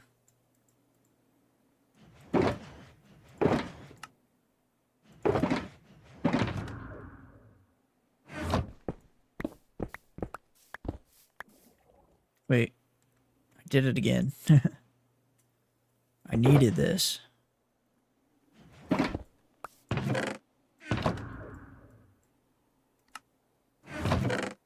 There. And there's still some stuff I could sort, but for now, like this, I don't need to have in here at all. This, I don't need in there. This, I just need the tools that I want. So like this and this. But those could even just go in there, probably. Which means I can put all this. Fortune 3.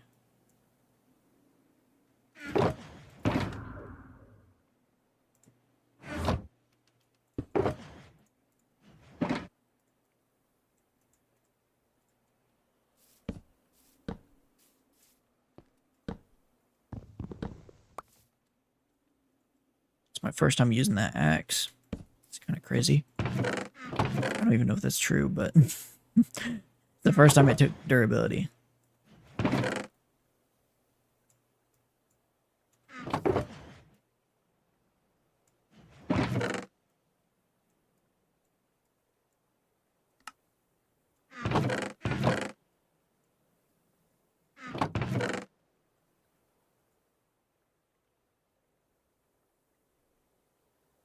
Gosh, I did it again. There we go. I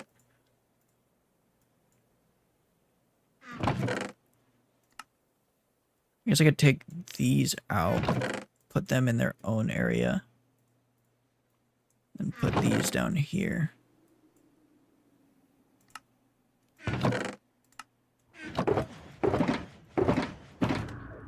Is there any more? The elytras, I don't need that many.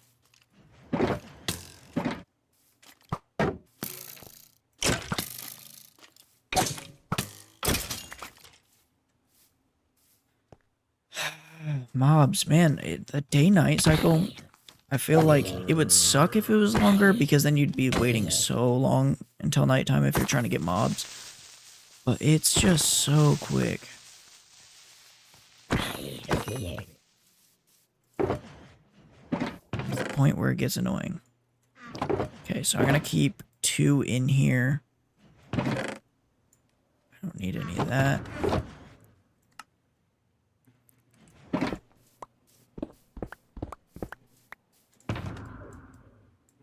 Yeah, Now that makes a little more sense to have these tools in here.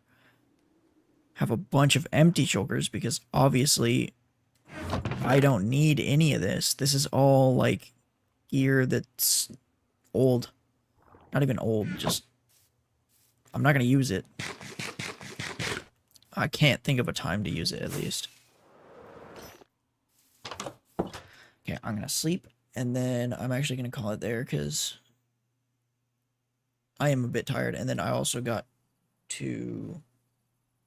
I didn't have a lot to do tomorrow. Well, actually I did because of the gold farm. That was like next on the list and I think that's going to take a while.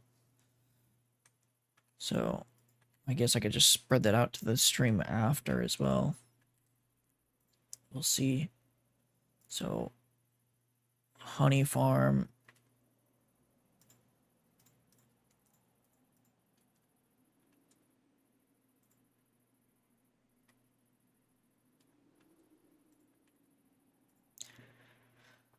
So the next stream, so we got the villager breeder, we got the Allay XP farm, we got the auto brewer. The next one is going to be the auto carrot farm. I don't think we need an auto carrot farm though. I just don't. That can come with the gold farm. Like it's just not a priority of mine.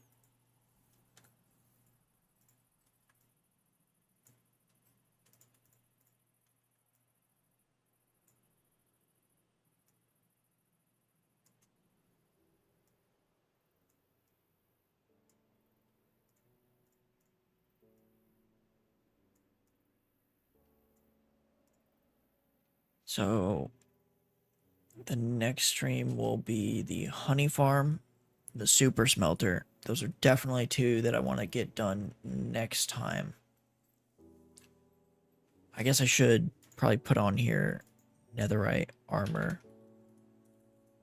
Netherite. I don't know when that's going to happen, but that'll probably happen before the gold farm. We don't even have a nether roof portal yet, which is kind of crazy. Normally that's one of the first things I do. So we got Cobblegen, we got a mob farm, we got a sugarcane farm, villager breeder, a Allay XP farm, auto brewer setup. The next is honey farm, super smelter, tripwire hook duper, and trading hall.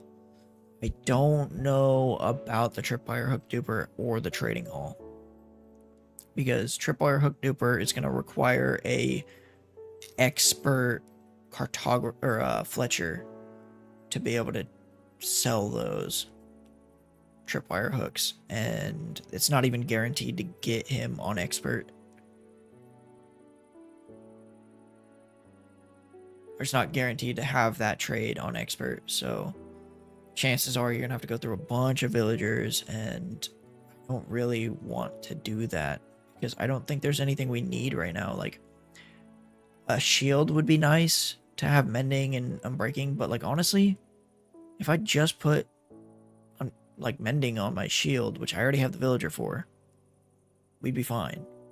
And it's already cheap as is, so I don't have to do much more than, like, I could just grow crops until I have enough wheat to sell that for emeralds. So I don't know how necessary it's going to be to have a trading hall. The only thing I can think of is for redstone.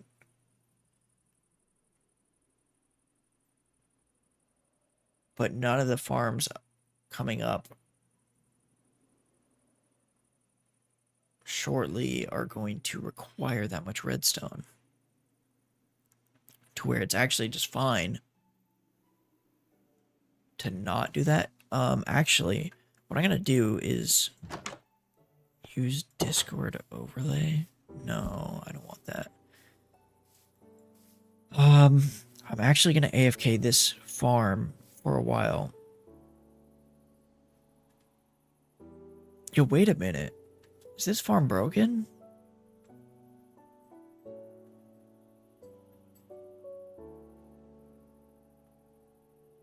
Huh?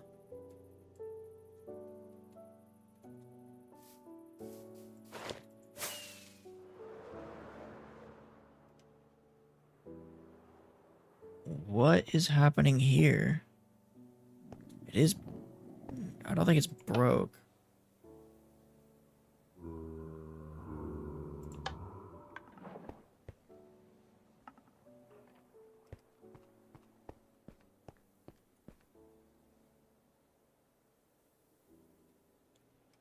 Okay. So yeah, what I wanted to do... Oh my gosh, my heart just stopped for a second. I thought I jumped off without my elytra. I'm gonna add a few more whatchamacallits to the thing. And by whatchamacallits, I mean hoppers and chests. So 4 is probably good.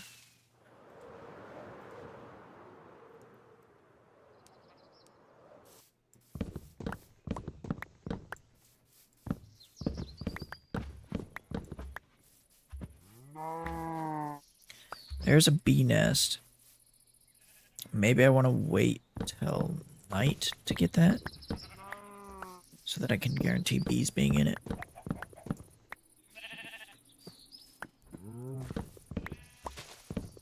Actually, wait. Yeah, no, I'll wait. Or at least I'll wait until this guy's in there.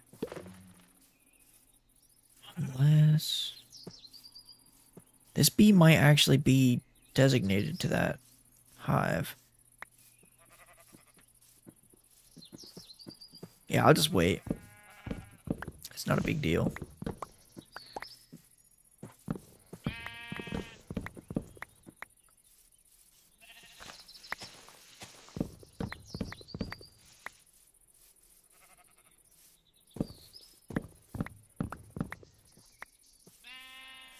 There's a ton of flowers too.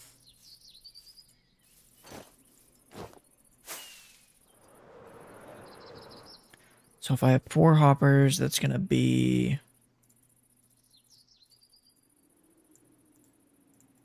a double chest per, I think.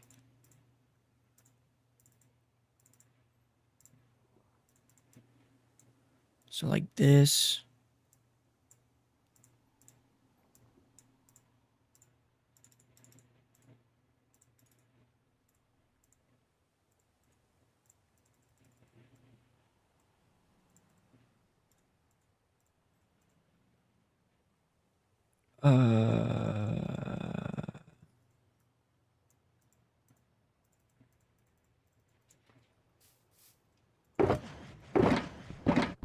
And put these away. That doesn't matter. Oh, shoot. Well, I didn't realize it was 6. Huh. Well, there we go. So we got 6 now. Which means I need 2 for 6.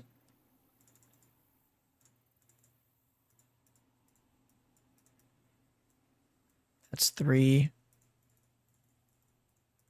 And that's another 3. A lot more than I thought. I think this is totally gonna fill up by the time I get back though. Because I'm gonna AFK for a little while.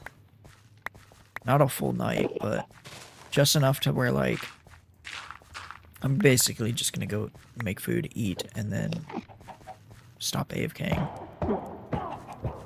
So which way are these facing? This way.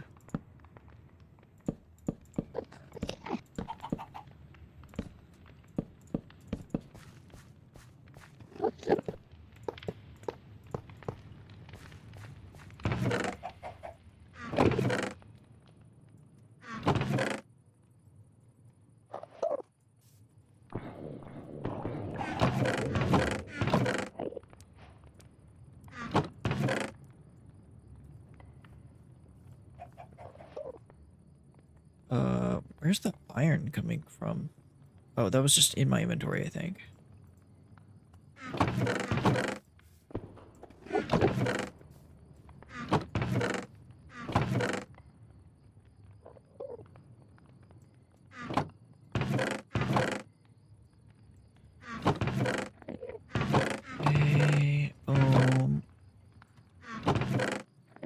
Okay, I do want to try to fill that as much as possible.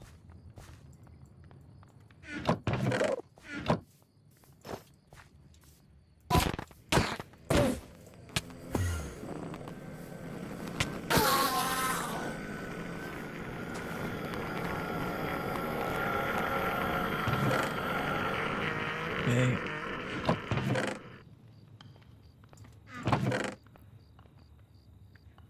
Yeah, so bottles basically, and the glowstone. We'll go down here. And then sugar and redstone will go in this. That means the sticks probably were from these chests. These are the witches.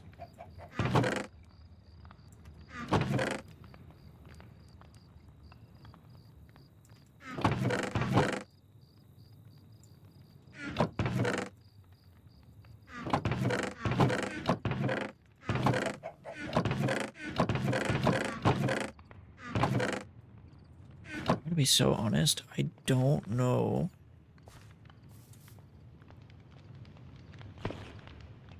why they're going into here. So like if I put 11, see 6 of them went in, but then the rest went over there.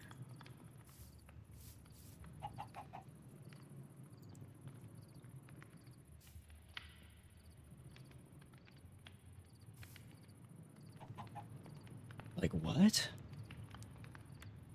Did they change how hoppers worked?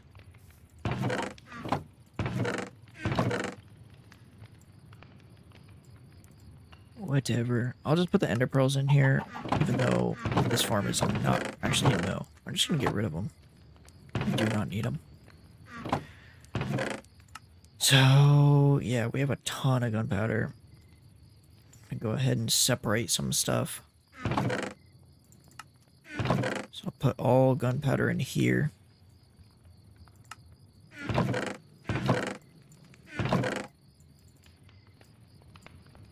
And rotten flesh, I guess, if I could fit it.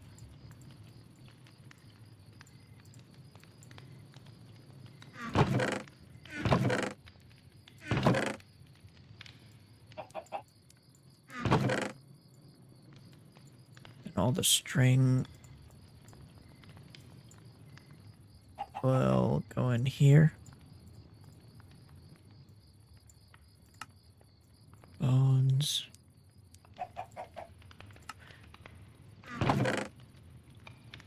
Bones and arrows will go in here. Rotten flesh will go in here.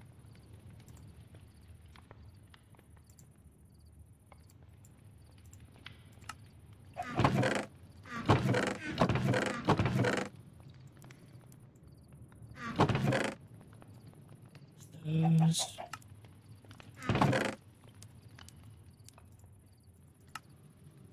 Bones, arrows. Yeah, that's everything.